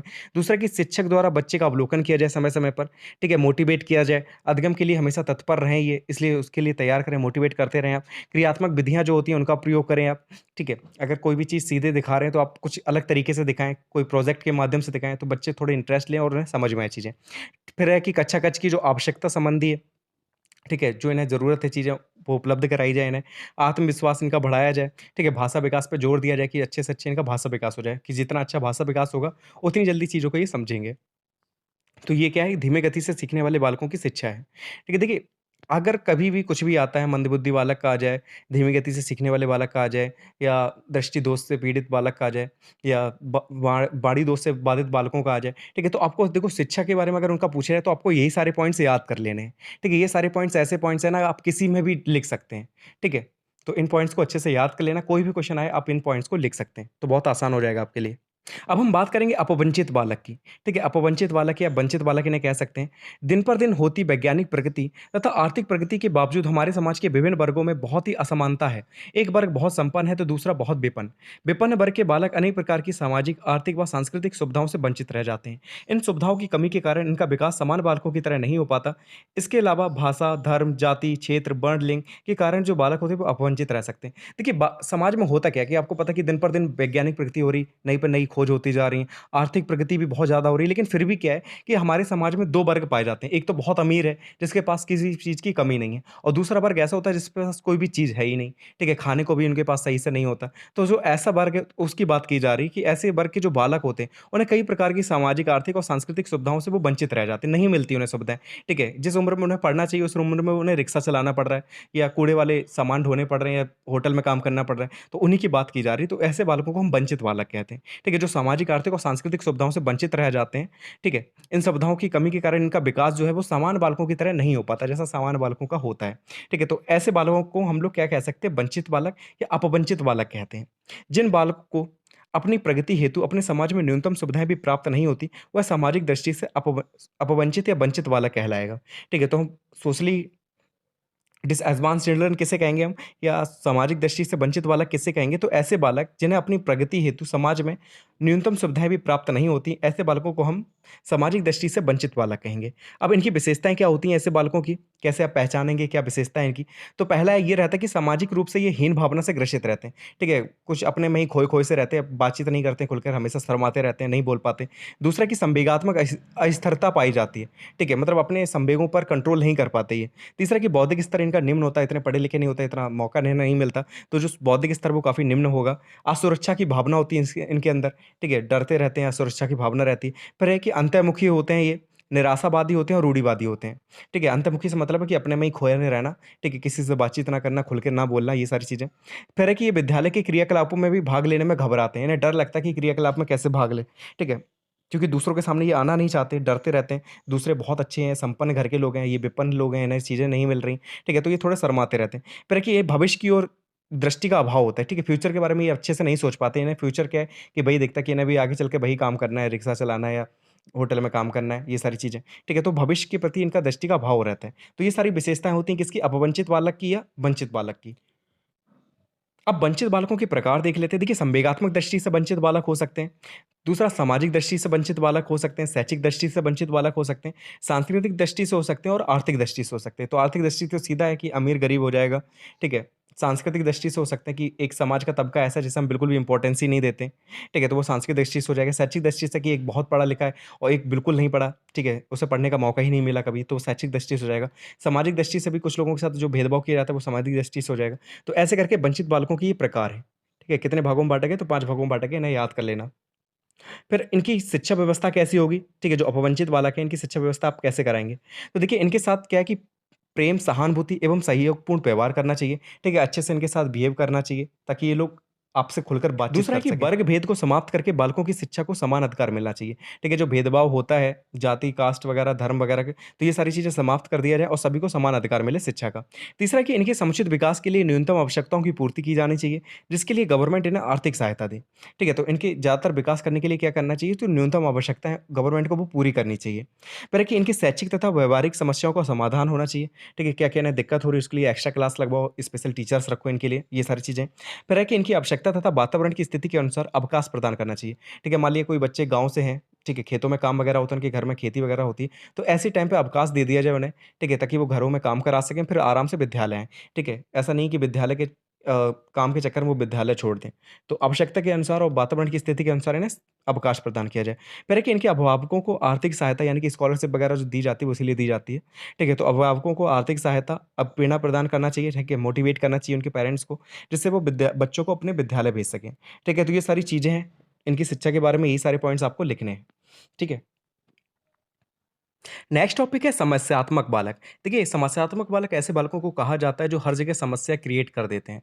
ठीक है? समस्यात्मक बालकों से तात्पर्य ऐसे बालकों से है जो परिवार एवं कक्षा व विद्यालय में भांति-भांति की समस्याएँ उत्पन्न करते हैं। ऐसे बच्चों का व्यवहार सामान्य बच्चों से भिन्न होता है। ठीक है? आपने देखा होगा कुछ क्लास में बच्चे ऐसे होते हैं बहुत ज़्यादा शैतान होते हैं। कुछ भी तुम कर लो, वो रुकने वाले नहीं हैं। ठीक है? तो ऐसे बालकों को समस्यात्मक बालक कहा जाता है। ठीक है? तो इनसे तात्पर्य क्या है कि ऐसे बालक जो परिवार, कक्षा व विद्यालय में भांति-भांति की समस्याएँ उत्पन्न करते हैं। ऐसे बच्चों का जो व्यवहार होता है वो सामान्य बालकों से भिन्न होता है। यही सारी चीज़ आपको लिख देनी है सीधी-सीधी। वैलेंटाइन ने क्या कहा, समस्यात्मक बालक वे होते हैं जिनका व्यवहार एवं व्यक्तित्व किसी बात में इस सीमा तक असमान होता है कि वे घर, विद्यालय, समाज में समस्याओं के जनक बन जाते हैं। ये डेफिनेशन आ सकती है इसलिए याद कर लेना। वैलेंटाइन ने ये कहा है कि समस्यात्मक बालक वे बालक होते हैं जिनका जो व्यवहार होता है और जो पर्सनैलिटी होती है वो इस सीमा तक अलग होती है दूसरों से कि वे घर में, विद्यालय में, समाज में समस्याओं के जनक बन जाते हैं। ठीक है? समस्यात्मक वालों के अंतर्गत चोरी करने वाले, झूठ बोलने वाले, अपने से छोटे बच्चों को परेशान करने वाले ये सारे आ जाते हैं। और देख लेते हैं समस्यात्मक वालों के प्रकार में कि कौन-कौन से प्रकार हैं, मतलब कौन-कौन से बालक हैं जो इसमें आते हैं। चोरी करने वाले आ जाते हैं, झूठ बोलने वाले आते हैं, अनुशासनहीन जो होते हैं वो इसमें आ जाते हैं, क्रोध व झगड़ा करने वाले आते हैं, विद्यालय से भाग जाने वाले बच्चे भी इसी में आते हैं, अनैतिक कार्य करने वाले भी आ जाते हैं और होमवर्क ना करने वाले बालक भी समस्यात्मक बालक में आते हैं। ठीक है? क्योंकि स्टूडेंट की उससे देख रहे हैं तो होमवर्क वाले भी आ जाएँगे। अब इनके बनने का कारण क्या होता है? क्यों ये समस्यात्मक बालक बन जाते हैं? तो पहला होता है वंशानुक्रम, कि वंशानुक्रम ऐसा है उनका, ठीक है? कि पेरेंट्स से ही कुछ चीज़ें मिली हैं इन्हें, ठीक है? तो उस कारण भी। दूसरा कि परिवार व वातावरण, ठीक है? कि इनका जो परिवार है उसमें कोई न कोई अपराधी रहा हो, ठीक है? गुंडागर्दी वाला माहौल रहा हो, ठीक है? तो ये भी पड़ता है। फिर वातावरण जो है आस-पास का कैसा है इनका, ठीक है? फ्रेंड इनके कैसे हैं, ये भी रीज़न रहता है। माता-पिता तथा शिक्षकों का जो व्यवहार होता है वो भी इन्हें समस्यात्मक बना देता है, कि कोई टीचर है कि किसी खास बच्चे को मारता ही जा रहा है, पीटता ही जा रहा है, पीटता ही जा रहा है। तो वो ऐसा बन गया है, ठीक है? फिर शारीरिक दोष होते हैं जैसे कि बहरापन, ठीक है? गंजापन। बहरापन में क्या है कि बच्चे को सुनाई नहीं दे रहा है, कुछ चीज़ें उसे समझ में नहीं आती तो बहुत तेज़ी से वो बोलता है, ठीक है? तो आप दूसरों लोगों को समस्या उत्पन्न होती है, ठीक है? ये हो सकता है। कठोर अनुशासन भी समस्यात्मक बालक बनने का एक कारण है, ठीक है? नैतिक शिक्षा का अभाव जो होता है और मूल प्रवृत्ति का दमन, ठीक है? कि जो चीज़ वो चाहता है आप उसका दमन कर देते हैं, उसे दिलाते नहीं हैं, ठीक है? तो ये कुछ रीज़न है जिसके कारण जो बालक होता है वो समस्यात्मक बन जाता है, ठीक है? आपको कम से कम 5 इसमें से याद कर लेने हैं, ठीक है? और प्रकार भी याद करना कौन-कौन से बालक इसमें आते हैं। अब ऐसे बालकों की आप पहचान कैसे करेंगे? तो देखिए, निरीक्षण विधि द्वारा आप इनकी पहचान करेंगे, ठीक है? ऑब्जर्वेशन मेथड द्वारा। दूसरा साक्षात्कार द्वारा, इंटरव्यू द्वारा आप इनकी पहचान कर सकते हैं। संबंधियों से सूचना प्राप्त करके भी आप इनकी पहचान कर सकते हैं, ठीक है? संचयी जो अभिलेख होते हैं, ठीक है? इनके बारे में जो भी अभिलेख वगैरह हैं, उनसे आप प्राप्त कर सकते हैं कि रिज़ल्ट इनका कैसा आ रहा है, ठीक है? अटेंडेंस इनकी कैसी है, तो इन सारी चीज़ों से भी पता चल जाता है। और मनोवैज्ञानिक जो परीक्षण कई सारे बनाए गए हैं, तो उनके माध्यम से भी इन बालकों की हम पहचान कर सकते हैं। अब इनकी शिक्षा व्यवस्था कैसी होनी चाहिए, ये देख लेते हैं। तो देखिए, ऐसे बालकों को शिक्षा देने के लिए बालक को शारीरिक दंड ना देकर उन्हें मनोवैज्ञानिक दंड व उपाय करके इनकी समस्या दूर की जा सकती है। अब ऐसा नहीं कि ऐसे बालकों को आप मार पीट कर ही समझाएं, ऐसा ज़रूरी नहीं है। आप मनोवैज्ञानिक दंड दे सकते हैं, ठीक है? इससे भी इनकी समस्याएं दूर की जा सकती हैं। अब क्या क्या कर सकते हैं इनकी शिक्षा व्यवस्था के लिए? तो इन्हें अच्छे कार्यों को प्रोत्साहन देना चाहिए। कभी भी अगर गलती से भी अच्छा काम कर लेते हैं तो आप बहुत ज़्यादा प्रोत्साहन दीजिए, ठीक है? मोटिवेट करिए, अरे वाह क्या किया है तुमने, ठीक है? दूसरा है कि माता पिता तथा गुरुजनों को सहानुभूतिपूर्ण एवं प्रेम पूर्वक व्यवहार करना चाहिए, मतलब टीचर्स हैं और माता पिता हैं, ठीक है? आप अच्छे से इनसे बिहेव करें। तीसरा है कि नैतिक शिक्षा देनी चाहिए। शिक्षण विधि जो है वो मनोरंजक होनी चाहिए ताकि इन्हें भी इंटरेस्ट आए उसमें। पाठ्यक्रम जो है वो संतुलित होना चाहिए, इतना हार्ड नहीं करना चाहिए, इतना ज़्यादा नहीं करना चाहिए, ठीक है? कि बच्चे ऊब जाएँ उस चीज़ से। फिर है कि जो संगी साथी हैं, इनके दोस्त वगैरह जो बनते हैं, उन पर कड़ी नज़र रखनी चाहिए। ऐसे दोस्त ना बना लें जो सिगरेट पीते हों या कुछ और नशा वगैरह करते हों, ठीक है? तो उन पर नज़र रखनी चाहिए। फिर है कि व्यक्तिगत आवश्यकता की पूर्ति करनी चाहिए, ठीक है ना? अगर किसी चीज़ की ज़रूरत है और वो चीज़ सही है, तो आप उनकी पूर्ति करें, ठीक है? हर चीज़ को मना ना कर दें। फिर है कि पुरस्कार तथा शाबाशी देनी चाहिए अगर कोई अच्छा काम करते हैं तो, ठीक है? तो ये सारी चीज़ें हैं, जो शिक्षा के लिए ज़रूरी है इनकी, ठीक है? समस्यात्मक बालकों की शिक्षा के लिए इन पॉइंट्स को आप याद रखना। जो नेक्स्ट टॉपिक है वो है शारीरिक विकलांग बालक, ठीक है? जो शरीर से विकलांग होते हैं तो इन बालकों के बारे में पढ़ना है। जो बालक स्वयं की शारीरिक अक्षमताओं के कारण औसत बालकों के समान अपने क्रियाकलाप संपन्न नहीं कर पाते, उसे विकलांग बालक कहते हैं। मतलब उनके जैसे और जो बालक हैं, ठीक है? जो ठीक-ठाक हैं, उनकी अपेक्षा वो सही से कार्य नहीं कर पाते, किसी भी क्रिया को कराने में बहुत ज़्यादा टाइम लग जाता है या कर ही नहीं पाते, तो ऐसे बालकों को हम क्या कहते हैं? विकलांग बालक कहते हैं, ठीक है? तो जो बालक स्वयं की मतलब अपनी ही शारीरिक अक्षमताओं के कारण जो औसत बालक हैं, उनके समान अपने क्रियाकलाप को नहीं कर पाते, तो ऐसे बालकों को क्या कहते हैं? विकलांग बालक कहते हैं, ठीक है? बनाकर भी लिख सकते हैं, ऐसा ज़रूरी नहीं कि आप इन चीज़ों का रट्टा मारें, ठीक है? बनाकर भी लिख सकते हैं। तो विकलांग बालक से तात्पर्य ऐसे बालक से है जिनके शरीर का कोई अंग या तो है या तो नहीं है। या है तो वो विकृत है, ठीक है? तो या दोषपूर्ण है, तो ऐसे बालकों को हम क्या कहेंगे? विकलांग बालक कहेंगे, ठीक है? सिंपल शब्दों में लिख सकते हैं कि विकलांग बालक से तात्पर्य ऐसे बालकों से है, जिनके शरीर का कोई अंग या तो है नहीं, अगर है तो वो विकृत है, ठीक है? या दोषपूर्ण है, तो ऐसे बालकों को हम विकलांग बालक कहते हैं। क्रो एंड क्रो ने क्या कहा कि वे बालक जिनके शारीरिक दोष उन्हें समान क्रियाओं को करने से रोकते हैं अथवा सीमित करते हैं, तो उन्हें शारीरिक अक्षमता से युक्त बालक कहा जाएगा, ठीक है? या अलग शब्दों में कहेंगे तो विकलांग बालक कहा जाएगा, ठीक है? कि उनके शारीरिक दोष जो हैं वो उन्हें समान क्रियाओं को करने से रोक देते हैं या सीमित कर देते हैं। अभी कई तरीके के हो सकते हैं, अस्थि बाधित हो सकते हैं, श्रवण बाधित हो सकते हैं, ठीक है? श्रवण बाधित हो सकते हैं, अस्थि बाधित हो सकते हैं, दृष्टि बाधित हो सकते हैं, तो कई सारे इसमें आ जाते हैं, ठीक है? एग्ज़ाम्पल अगर देखें तो हो सकता है कोई बच्चा जल गया हो या हाथ-पैर उसके टेढ़े-मेढ़े हैं या कुछ जो शारीरिक अंग हैं वो नहीं है, ठीक है? तो ऐसे जो बालक होते हैं वो विकलांग बालक कहलाते हैं और इनका जो विकास होता है वो भी अवरुद्ध हो जाता है, ठीक है? क्योंकि ऐसी कंडीशंस होती हैं इनकी कि इनका विकास जो है अच्छे से नहीं हो पाता। अब इनका जो वर्गीकरण किया गया है, उसमें दृष्टिबाधित बालक आ जाते हैं इस विकलांग बालकों में, ठीक है? जो शारीरिक रूप से विकलांग बालक हैं, उनका वर्गीकरण करते हैं हम, क्लासिफ़िकेशन करते हैं, तो उसमें दृष्टिबाधित बालकों में हमने बाँटा है, श्रवण बाधित में बाँटा है, जो सुन नहीं पाते, वाणी बाधित में जो बोल नहीं पाते और अस्थित बाधित, ठीक है? या तो उनकी कोई अस्थि है या तो नहीं है, ठीक है? मान लीजिए कोई हड्डी वगैरह है, नहीं है, तो ऐसे बालक जो होते हैं, वो अस्थि बाधित में आ जाते हैं। तो इन्हीं में से सबसे पहले हम पढ़ेंगे दृष्टिबाधित बालकों के बारे में। ये बालक ठीक प्रकार से देख पाने में असमर्थ होते हैं, जिनके कारण ये समान बालकों की भांति शिक्षा ग्रहण नहीं कर पाते। वे बालक जो आंशिक रूप से देखने में सक्षम होते हैं, उनके नेत्रों में प्रतिबिंब की मात्रा बहुत कम होती, मतलब तीव्रता जो होती है वो बहुत कम होती है, ठीक है? चीज़ों को सही से नहीं देख पाते। इनकी जो दृष्टि क्षमता होती है वो 20/70 होती है। अर्थात सामान्य बालक यदि किसी चीज़ को 70 फीट की दूरी पर देख सकते हैं, तो दृष्टिबाधित जो होते हैं वो सिर्फ 20 फीट दूरी पर रखी वस्तु को ही देख पाते हैं, ठीक है? दृष्टिबाधित बालकों में क्या कौन से बालक आएँगे? वे बालक आएँगे जो देख पाने में असमर्थ होते हैं, ठीक है? या तो वो बिल्कुल ही नहीं देख पाते या देख पाते तो आंशिक रूप से देखने में सक्षम होते हैं। अगर कोई सामान्य बालक है जैसे हम हैं, आप हैं, अगर हम 70 फीट की दूरी पर रखी वस्तु को देख पाते हैं, तो ये सिर्फ़ 20 फीट पर रखी वस्तु को ही देख पाएँगे, उससे आगे अगर कोई वस्तु रखी है तो उसे नहीं देख पाते, ठीक है? तो ये कहलाते हैं आंशिक रूप से दृष्टिबाधित बालक, ठीक है? और इनकी दृष्टि क्षमता कितनी होती है तो 20/70 होती है। क्लियर हो गया होगा कि 20 फीट पर रखी तब तो ये देख पाएँगे, उससे पीछे तो नहीं देख पाएँगे और हम लोग 70 फीट पर रखी वस्तुओं को भी देख सकते हैं, जो सामान्य बालक होते हैं। अब जो दृष्टि दोष बालक हैं, इनका भी वर्गीकरण किया गया है। पहले आते हैं पूर्ण रूप से अंधे बालक जिन्हें बिल्कुल ही नहीं दिखाई पड़ता। दूसरे आते हैं आंशिक दृष्टि बाधित बालक, ठीक है, जिन्हें थोड़ा-थोड़ा दिखाई पड़ता है। ठीक है, जो पूर्ण रूप से अंधे बालक होते हैं, इन्हें ब्रेन लिपि द्वारा पढ़ाया जाता है। ठीक है, इन्हें विशेष क्लासों में पढ़ाया जाता है। ठीक है, विशेष विद्यालय होते हैं इनके। ठीक है, इनकी जो दृष्टि क्षमता होती है 2/20 होती है। ठीक है, जो पूर्ण रूप से अंधे बालक हैं, इनकी दृष्टि क्षमता कितनी होती है? तो 2/20 होती है और ये चलने में छड़ी का प्रयोग करते हैं क्योंकि सीधे नहीं चल सकते। ठीक है, सहारे की ज़रूरत पड़ती है इन्हें और जो आंशिक दृष्टि से बाधित बालक होते हैं, इन्हें 2 भागों में बाँटा है। ठीक है, जो चश्मा वगैरह लगाते हैं ना, वो आते हैं आंशिक दृष्टि से बाधित बालक में।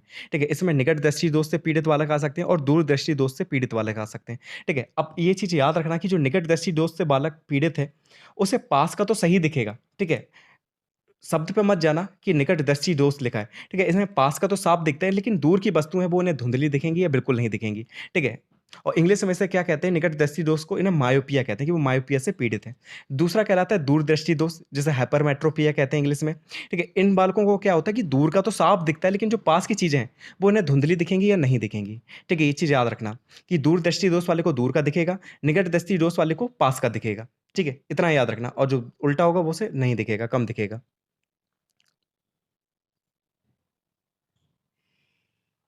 अब दृष्टि दोष के लक्षण देख लेते हैं कि क्या-क्या लक्षण है दृष्टि दोष के। कैसे आप पता करेंगे कि ये दृष्टि दोष है इसे, ठीक है? वो आँखों को बहुत मसलेगा, ठीक है? पढ़ने में उसे दिक्कत होगी, आँखों को बार-बार झपकाएगा, ठीक है? रंग कलर नहीं बता पाएगा कि कौन-सा कलर ये है, ठीक है? लेखन में बहुत ज़्यादा दिक्कत होगी, इस चीज़ों को लिख नहीं पाएगा सही से, ठीक है? वस्तुओं को 2 दिखाई देना, ठीक है? 2-2 वस्तुएँ दिख रही हैं एक ही, तो हम कह सकते हैं कि दृष्टि दोष से पीड़ित है, ठीक है? ये सारे लक्षण हैं कि हम पता कर सकते हैं कि कोई बालक दृष्टि दोष से पीड़ित है।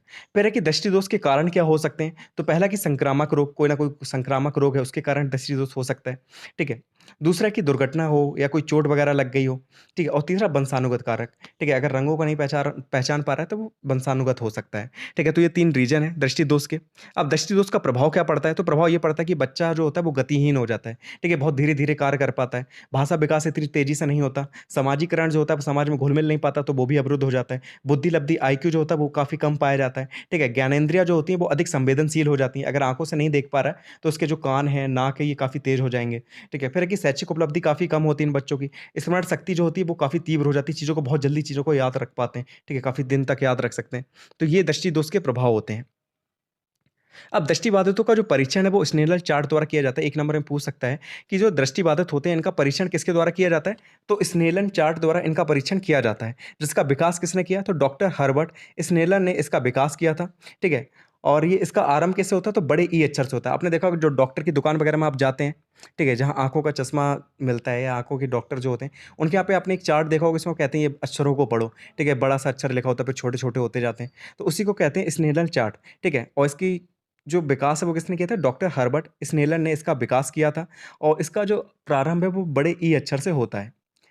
अब जो दृष्टिबाधित बालक होते हैं, इनकी रणनीतियाँ आप कैसे बनाएँगे, कैसे इन्हें पढ़ाएँगे? तो देखिए, इनके लिए क्या है कि विशेष कक्षा या विशेष शिक्षकों की आवश्यकता होगी आपको।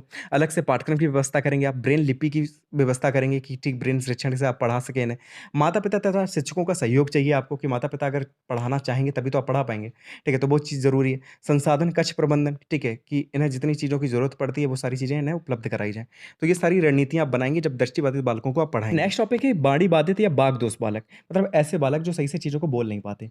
ठीक है, तो वाक बाधित बच्चों से तात्पर्य उन बच्चों से है जिनमें समान वाक ध्वनि नहीं होती, जिनमें बोले वाले का वक्तव्य सुनने वाला समझ नहीं पाता या अस्पष्ट रूप से या देरी से समझ पाता है। तो ऐसे जो बालक होते हैं वो बाड़ी दोष से बालक ग्रसित या ग्रसित बालक कह सकते हैं हम। ठीक है, इन्हें 6 भागों में बाँटा गया है। मतलब ऐसे बालक हैं या तो चीज़ों को क्लियर बोल नहीं पाते या अगर बोलते हैं तो आप समझ नहीं पाएँगे, मतलब उनका बोलना इतना क्लियर नहीं होता, स्पष्ट रूप से नहीं बोल पाते। अब इन्हें 6 भागों में बाँटा है। पहला है कि प्रतिक्रियात्मक उपचारात्मक दोष, ठीक है? प्रतिक्रियात्मक उच्चारणात्मक दोष, इसमें क्या होता है कि वे बालक जो उच्चारण दोष से ग्रसित होते हैं, मतलब जो चीज़ों को सही से उच्चारित नहीं कर पाते, सही से बोल नहीं पाते। जैसे कौवा को कौ बोलते हैं या कभी-कभी कौवा को तौवा बोल देते हैं, ठीक है? चीज़ों को सही से नहीं बोल पाते, ठीक है? तुतलाते, हकलाना ये सब चीज़ें आ जाती हैं कि चीज़ों को क्लियर नहीं बोल पा रहे। तो ऐसे जो बालक होते हैं, वो किससे ग्रसित होते हैं? तो वो प्रक्रियात्मक उच्चारणात्मक दोष से ग्रसित हैं और इनमें 2 प्रकार के कारण हैं। इनके रीज़न क्या हैं? इसके 2 रीज़न हैं। एक है कि त्रुटिपूर्ण अधगम, कि सही से चीज़ों को सीखा ही नहीं है उन्होंने, ठीक है? ये जब शुरुआत में प्रोनंसिएशन सिखाया गया, तो वो सही से सीख नहीं पाए चीज़ों को, ठीक है? कौवा को अगर तौवा वो बोलते रहे तो किसी ने टोका नहीं उन्हें, ठीक है? तो ये चीज़ हो सकती है। दूसरा अंगी दोष, कि जीभ-वीभ उनकी कटी हुई है या कोई ना कोई दिक्कत है जिस कारण से वो सही से नहीं बोल पा रहे, तो ये 2 रीज़न हो सकते हैं। दूसरा इसमें आ जाता है हकलाना। हकलाना अलग चीज़ है, ठीक है? तो वो भी 6 भागों में जो बाँटा गया बाड़ी दोष को, उसमें हकलाना आ जाता है। ये एक बाड़ी दोष है, लेकिन 1000 बालकों में सिर्फ़ 8 या 10 बालक ही इस समस्या से पीड़ित होते हैं, ठीक है? 1000 बच्चों में सिर्फ़ 8 या 10 ही होंगे जो इससे पीड़ित होंगे। इस प्रकार की समस्या में जो बालक होते हैं वो शब्दों को बार-बार दोहराते हैं, ठीक है? कभी-कभी होगा 2-2 बार दोहराएँगे या बार-बार दोहराएँगे। कभी-कभी बोलते-बोलते रुक जाते हैं या कभी-कभी बोलते-बोलते उलझन महसूस करते हैं, ठीक है? तो हकलाना दोष होता है वो 1000 में 8 ही बच्चों में पाया जाता है, 8 या 10 में, ठीक है? ये क्या करते हैं किसी चीज़ को बार-बार बोलते हैं या बोलने में कभी-कभी रुक जाएँगे या बार-बार उलझन महसूस करेंगे, ठीक है? अब ये कैसे पहचान सकते हैं? आँखें बंद करके बोलते हैं कभी-कभी, ठीक है? शरीर के अंगों को हिला-हिला कर बोलते हैं, ठीक है? हाथ हिला रहे हैं, बोल नहीं पा रहे या आँखें बंद कर के बोल रहे हैं, तो ऐसे बच्चे हकलाने से पीड़ित होते हैं, ठीक है? हकलाने के भी 2 कारण माने जाते हैं, एक वंशानुक्रम और दूसरा वातावरण, ठीक है? वंशानुक्रम माता-पिता से आ जाता है और वातावरण ऐसे वातावरण में रह रहे हैं कि बोलने का विकास ही नहीं हुआ इनका इतना अच्छे से, ठीक है? तो ये 2 रीज़न हो सकते हैं। तीसरे में आ जाती है आवाज़ की समस्या। इस समस्या के अंतर्गत बच्चों में यह समझ नहीं होती कि कब धीरे बोला जाए, कब तेज़ बोला जाए। ठीक है? तो आवाज़ की समस्या में क्या होता है, कभी भी क्या होता है धीरे-धीरे सब लोग बात कर रहे हैं, वो अचानक से बहुत तेज़ी से बोल देते हैं। तो उन्हें ये चीज़ क्लियर ही नहीं होती कब उन्हें धीमे बोलना है, कब उन्हें तेज़ बोलना है। चौथा जो है वो है अंगी दोष बोलने के, ठीक है? अंगीय बोलने के दोष, ठीक है? ये देख लेते हैं। इस प्रकार के बालकों में वायु मुख व नाक के छेद से बिना रुकावट के आती-जाती रहती है, अतः बालक नाक से बोलते हैं। इसे चिकित्सा के माध्यम से ही सुधारा जा सकता है। आपने कुछ बच्चे देखे होंगे वो नाक के माध्यम से बोलते हैं, इसलिए उनकी आवाज़ जो होती है काफ़ी पतली होती है और काफ़ी तेज़ लगती है, ठीक है? तो वो अंगीय बोलने के दोष में आ जाता है, ठीक है? कि क्या होता है कि जो वायु है वो उनकी रुकती नहीं है मुख से और नाक से, इसलिए वो क्या करते हैं, सिर्फ़ नाक के माध्यम से बोलते हैं। फिर जो 5वां टाइप है उसमें है कि कम सुनने वाले बालक के साथ बोलने की समस्या, ठीक है? कभी-कभी क्या होता है कि जो बालक कम सुन पाते हैं, ठीक है? तो उनमें भी वाकदोष पाया जाता है, वो चीज़ों को सुन ही नहीं पाते तो बोल भी नहीं पाते उस हिसाब से, ठीक है? भाषा का विकास ही नहीं इतने अच्छे से होता है उनका।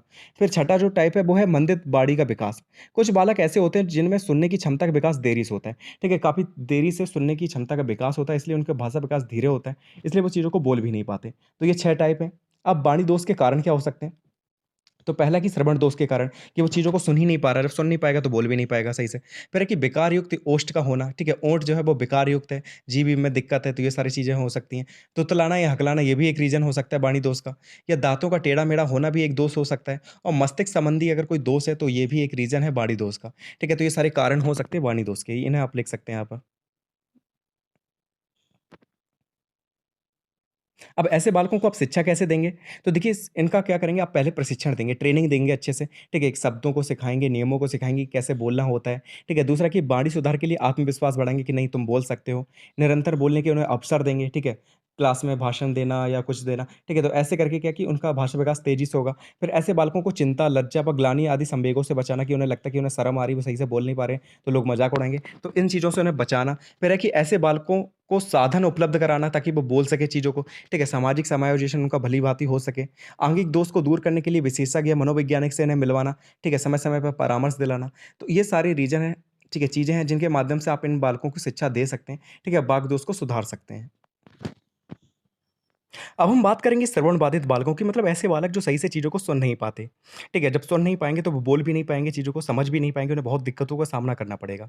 देखिए, राष्ट्रीय प्रतिदर्श सर्वेक्षण संगठन ने 1991 में क्या कहा श्रवण बाधित बालकों के बारे में, कि श्रवण बाधित बालक उसे कहा जाता है जो सामान्य रूप से सामान्य ध्वनि सुनने में अक्षम है, ठीक है? क्या कहा है कि जो सामान्य रूप से सामान्य जो ध्वनि होती है, उसे भी सुनने में सक्षम नहीं होते या अक्षम होते हैं, तो ऐसे बालकों को श्रवण बाधित बालक कहा है, ठीक है? जिन बालकों की सुनने की क्षमता बिल्कुल नहीं होती, वे गंभीर कठिनाइयों का सामना करते हैं। ठीक है, श्रवण बाधित वाला किन्हें कहेंगे? जो बिल्कुल भी चीज़ों को नहीं सुन पाते और इन्हें सुनने के लिए विशेष यंत्रों की आवश्यकता होती है। ठीक है, अब इनका वर्गीकरण कैसे किया है, ये चीज़ याद रखना, वर्गीकरण इंपॉर्टेंट है। देखिए, सबसे पहले आएगा कम बाधित बच्चे, मतलब ऐसे बच्चे जिन्हें 35 से लेकर 51 डेसिबल तक की ध्वनि है, वो सुन सकते हैं, ठीक है? 35 से 51 डेसिबल तक की जो ध्वनि है, वो सुन सकते हैं, वो आएँगे कम बाधित बालकों में। फिर आते हैं मंद बाधित बालक, जो 55 से लेकर 69 डेसिबल तक की जो ध्वनि है, सिर्फ़ उसे सुन पाते हैं, ठीक है? गंभीर बाधित बच्चे जो होते हैं, वो 70 से 89 डेसिबल तक की ध्वनि को सुन सकते हैं और जो पूर्ण एवं गहन बाधित बालक होते हैं, वो 90 से लेकर 100 डेसिबल तक की जो ध्वनि है, सिर्फ़ उसे सुन पाते हैं। कहने का मतलब समझ रहे हैं कि 35 से अगर कम डेसिबल की अगर कोई भी ध्वनि है, तो जो कम बाधित बालक हैं, वो नहीं सुन पाएँगे चीज़ों को, ठीक है? अगर 35 डेसिबल से कम आवाज़ है, तो वो नहीं सुन पाएँगे। मंद वाले जो होते हैं, जो मंद बाधित बच्चे होते हैं, वो 55 डेसिबल से कम की ध्वनि को नहीं सुन पाते। जो गंभीर बाधित बच्चे होते हैं, वो 70 डेसिबल से कम की ध्वनि को नहीं सुन पाएँगे, ठीक है? और जो पूर्ण एवं गहन बाधित बच्चे होते हैं, वो 90 डेसिबल से कम की ध्वनि को नहीं सुन पाते, 90 से 100 डेसिबल तक की ध्वनियों को सुन सकते हैं, ठीक है? तो ये चीज़ वर्गीकरण जो है वो याद रखना, कम बाधित, फिर मंद बाधित, फिर गंभीर बाधित, फिर पूर्ण एवं गहन बाधित। अब इनकी विशेषताएँ क्या होती हैं कि इनका जो मानसिक विकास होता है, वो समान बच्चों के समान नहीं होता है, ठीक है? एक जैसा नहीं होता, सबका अलग-अलग होता है। दूसरा है कि पारस्परिक संप्रेषण यानी कि कम्युनिकेशन में इन्हें समस्या होती है, कि बातचीत नहीं कर पाएँगे जब चीज़ों को सुन ही नहीं पाएँगे। तीसरा कि भाषा सीखने एवं बोलने के जो कौशल होता है इनका, उस पे बहुत ज़्यादा प्रभाव पड़ता है, ठीक है? चीज़ें सुन नहीं पाएँगे तो समझे जल्दी सीख भी नहीं पाएँगे, सीखेंगे नहीं तो बोल भी नहीं पाएँगे, ठीक है? फिर है कि इन बालकों को पढ़ाने में कठिनाई होती है क्योंकि इनका भाषा विकास नहीं हो पाता। फिर है कि इन बालकों में इच्छाएँ बहुत प्रबल होती हैं कि इन्हें सामाजिक मान्यता मिले। ये चाहते हैं कि समाज में इन्हें अच्छी थोड़ी इन्हें इज़्ज़त मिले, लेकिन ये चीज़ों को सुन नहीं पाते तो लोग इन्हें इज़्ज़त भी कम देते हैं, कम बातें बोलते हैं, इन्हें कम चीज़ें बताते हैं, ये चीज़ें रहती हैं। फिर है कि बिना जानकारी के भी बातों के बीच में ये बोल पड़ते हैं, ठीक है? कि बातचीत चल रही है, इन्हें सुनाई नहीं पड़ रहा कि कोई बातचीत हो रही है, अब ये बीच में बोल देते हैं। फिर है कि चिकित्सीय परीक्षण द्वारा इन बालकों की पहचान की जाती है, ठीक है? तो डॉक्टर-वॉक्टर इनकी पहचान करते हैं। अब इनकी शिक्षा की अगर हम बात करें, तो इन्हें पढ़ाते समय हाथों से भी संकेत दिए जाते हैं, ठीक है? पढ़ा तो रहे हैं अब मुँह से, लेकिन क्या है कि इन्हें हाथ सिर्फ़ मुँह से तो आवाज़ क्लियर नहीं आएगी, ठीक है? नहीं समझ पाएँगे, तो इन्हें हाथों के माध्यम से भी बताना पड़ता है इशारा कर कर के। दूसरा है कि इन बच्चों को वस्तुएँ स्पर्श कराकर समझाने का प्रयास किया जाता है, ठीक है? क्योंकि बोल रहे हो आप, वो नहीं सुन पा रहे हैं, वो सही से नहीं समझ पा रहे हैं, तो आप क्या करेंगे, वस्तुओं को स्पर्श करा के इन्हें बताने की कोशिश करेंगे। तीसरा कि इन्हें सहायक सामग्री के माध्यम से पढ़ाया जाता है, ठीक है? सहायक सामग्री बहुत ज़रूरी है इन्हें पढ़ाने के लिए, जैसे आकृतियाँ हैं, चित्र हैं, मॉडल है, मानचित्र है, इन सभी का प्रयोग के द्वारा इन्हें पढ़ाया जाता है। फिर है कि आज के समय में श्रवण बाधित बच्चों के लिए कंप्यूटर का प्रयोग किया जा रहा है, ठीक है? कंप्यूटर के माध्यम से इन्हें पढ़ाया जाता है। अब क्वेश्चन ये है कि गंभीर बाधित बच्चों का सुनने का डेसिबल स्तर क्या होगा? ठीक है, तो ये मैंने अभी बताया, आपको बताना है, ठीक है? कमेंट में। फिर कि श्रवण बाधित बालक जो हैं, उनकी पहचान आप कैसे करेंगे? तो पहले कि इनके जो होठों की गतिविधि है और उनके हाव-भाव हैं, उस पर ज़्यादा ध्यान देंगे, उससे आप पता करेंगे कि ये क्या कहना चाह रहे हैं।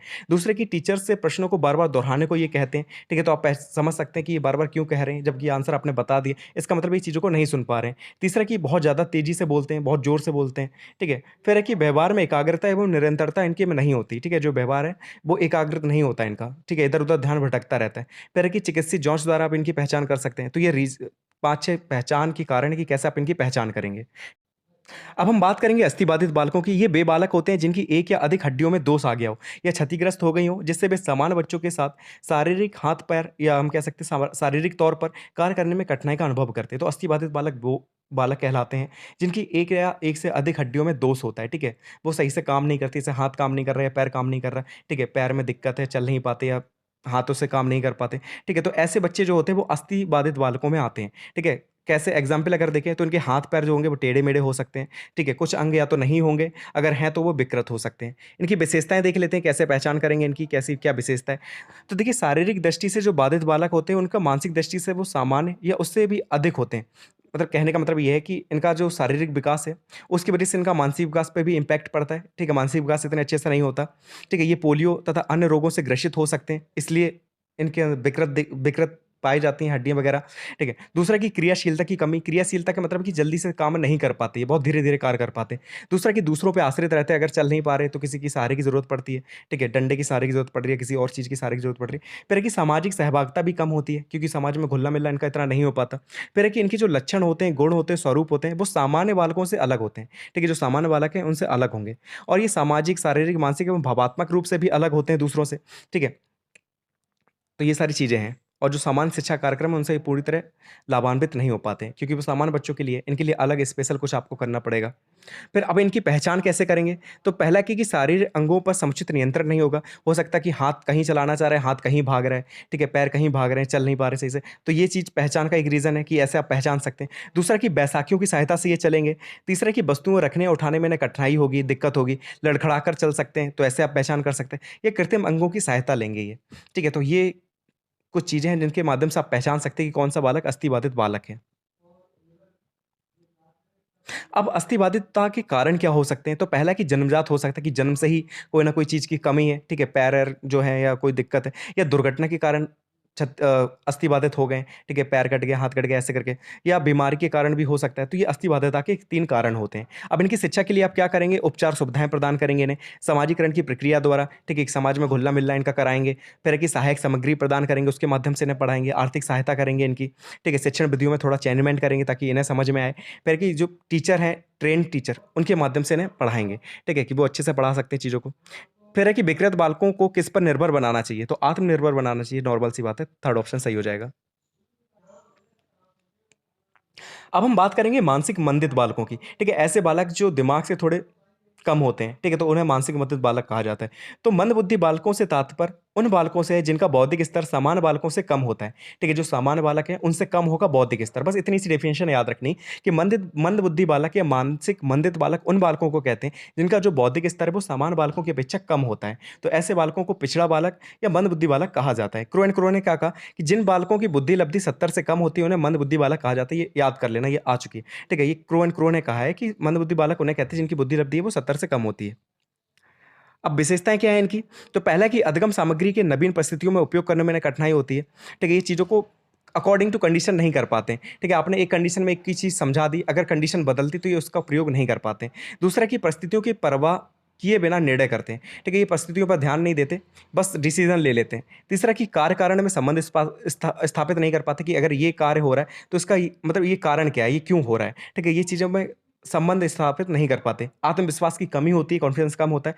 आईक्यू इनका 50 से 75 के बीच में होगा, ठीक है? ये प्रायः जो होते हैं वो अमूर्त या मूर्त चिंतन नहीं कर पाते क्योंकि मंदबुद्धि बालक है, नहीं सोच पाते इतना, ठीक है? फिर सामाजिकता का अभाव रहता है, समाज में घुलते-मिलते नहीं हैं जल्दी। परिवार के दूसरे सदस्यों पे निर्भर रहेंगे, ठीक है? जो जटिल विषय होते हैं उन्हें नहीं सीख पाते जल्दी और निम्न स्तरीय शैक्षिक उपलब्धि होगी कि शैक्षिक उपलब्धि अगर देखें तो बहुत कम होती है, जल्दी चीज़ों को नहीं सीख पाते तो रिज़ल्ट भी कम ही रहता है इनका। अब जो मानसिक मंदित बालक हैं, उन्हें मनोवैज्ञानिक वर्गीकरण के आधार पर बाँटा गया है, ठीक है? आईक्यू के आधार पर। तो देखिए सामान्य अगर मंदता है तो इनका आईक्यू 50 से 70 के बीच में होगा। अगर मान लिया मध्यम वर्गीय मंदता है कि ज़्यादा मंदता है अगर, तो उनका आईक्यू जो होगा वो 35 से 49 के बीच में होगा। फिर आता है गंभीर मंदता। इनका जो आईक्यू होता है वो 20 से 34 के बीच में होता है और अगर 20 से भी अगर कम है आईक्यू तो उन्हें रखा जाता है अति गंभीर मंदता में, ठीक है? अगर 20 से भी कम है तो अति गंभीर मंदता में उन्हें रखा जाएगा। तो 4 भागों में बाँटा गया है मानसिक मंदता को, ठीक है? जो मनोवैज्ञानिक वर्गीकरण है वो 4 भागों में बाँटा गया है कि सामान्य मंदता, फिर मध्यम वर्गीय, फिर गंभीर, फिर अति गंभीर, ठीक है? पहले सामान्य में 50 से 70 आएगा, ऐसे याद कर लेना आप, ठीक है? और अति गंभीर जो होगा वो 20 से कम होगा। अब मानसिक मंदता के कारण क्या हो सकते हैं? देखिए, आनुवांशिक हो सकता है कि जन्म से ही है, माता-पिता से आया है, ठीक है?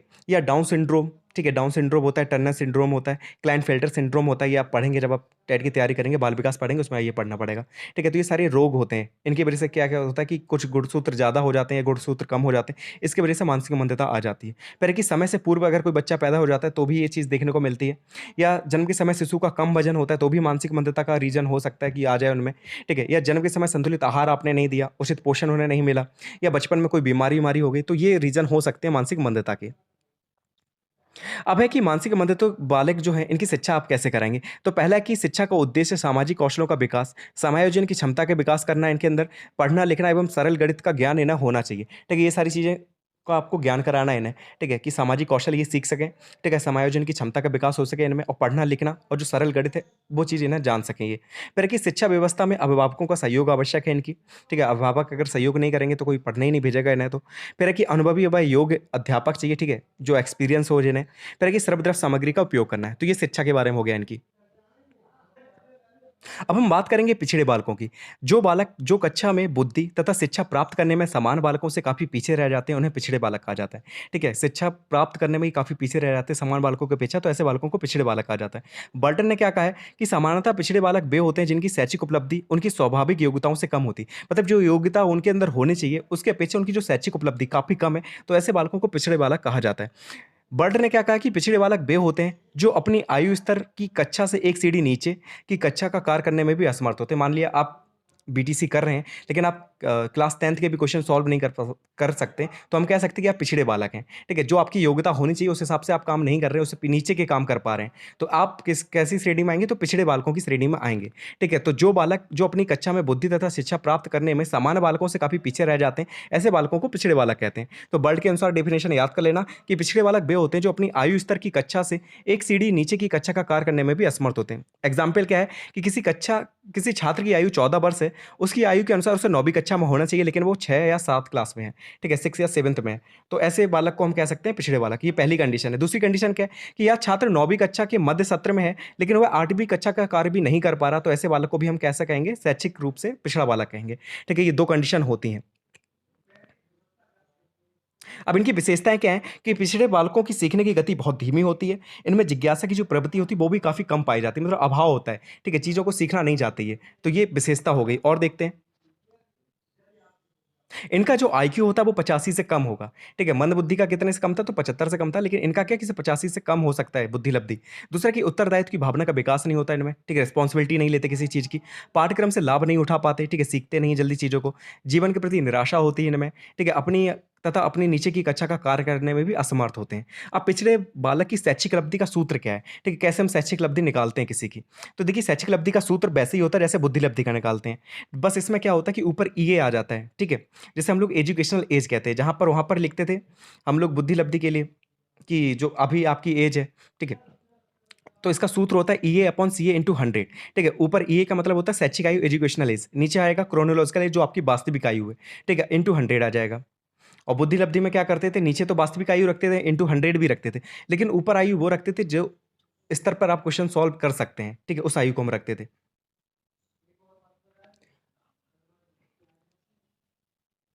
ठीक है? तो बुद्धि लब्धि में ऊपर मानसिक आयु रखते हैं और इसमें क्या रखते हैं? शैक्षिक आयु रखते हैं।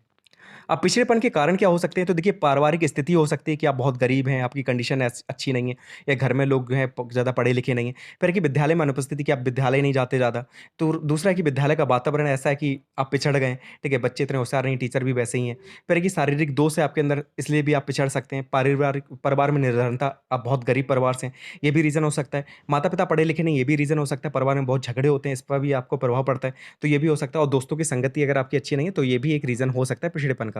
पिछड़ेपन के प्रकार बताए गए हैं। एक होता है व्यक्तिक, जहाँ किसी कक्षा में कुछ छात्र पिछड़े हुए हैं तथा उनके पिछड़ेपन का कारण भी अलग-अलग हो, वहाँ पर पिछड़ापन व्यक्तिक होता है। मतलब आपकी क्लास में, हर क्लास में क्या होता है कि कुछ ना कुछ बालक पिछड़े होते हैं, ठीक है? तो अगर उनका रीज़न अलग-अलग है, तो इसे व्यक्तिक पिछड़ापन कहा जाएगा, ठीक है? उनके रीज़न अलग-अलग हैं। दूसरा आता है सामूहिक पिछड़ापन, मतलब जहाँ क्लास में अधिकतर जो छात्र हैं वो पिछड़े हुए हैं और उनके पिछड़ेपन का कारण भी एक ही है। तो हम ऐसे को क्या कहेंगे, सामूहिक पिछड़ापन कहेंगे। कह सकते हैं कि कोई टीचर है वो सही से पढ़ाता ही नहीं है चीज़ों को, इसलिए वो सारे पिछड़ गए हैं, तो हम कह सकते हैं सामूहिक पिछड़ापन है। अब पिछड़ेपन की पहचान क्या है? आप निरीक्षण द्वारा पहचान कर सकते हैं, ठीक है? एग्ज़ाम वगैरह जो होते हैं उसके माध्यम से। परीक्षण द्वारा कर सकते हैं, इसमें आप बुद्धि परीक्षण कर सकते हैं, तो इसके आधार पे भी बता सकते हैं कोई पिछड़ा है। फिर आता है उपलब्धि परीक्षण की क्या उसकी उपलब्धि है। फिर आता है सामूहिक परीक्षण कि एक साथ आपने सभी के ऊपर परीक्षण किया, पता चल गया कि कौन पिछड़ा है। और या अन्य मनोवैज्ञानिक परीक्षण है, तो इनके आधार पर आप परीक्षण कर सकते हैं। तो इनको बस याद कर लेना, हेडिंग्स को फिर लिख लेंगे आप अंदर। आप शिक्षा कैसे करेंगे इनकी, कैसे शिक्षा देंगे? तो जो निर्धन परिवार के बच्चे हैं, उन्हें निःशुल्क शिक्षा देनी है आपको, शिक्षण सामग्री आपको प्रोवाइड करनी है, स्कॉलरशिप देनी है। दूसरा कि जो संगी साथी हैं, उन पर अच्छे से नज़र रखनी, दोस्त वगैरह जैसे बन रहे हैं उनके। फिर है कि विशेष कक्षाओं की उनके लिए व्यवस्था करेंगे आप, ठीक है? जहाँ पे धीमी गति से पढ़ाया जाए और फिर है कि सर्वदृश्य सामग्री का उपयोग उपयोग करेंगे, ठीक है? ये हो गए रीज़न जिससे आप शिक्षा दे सकते हैं इन्हें।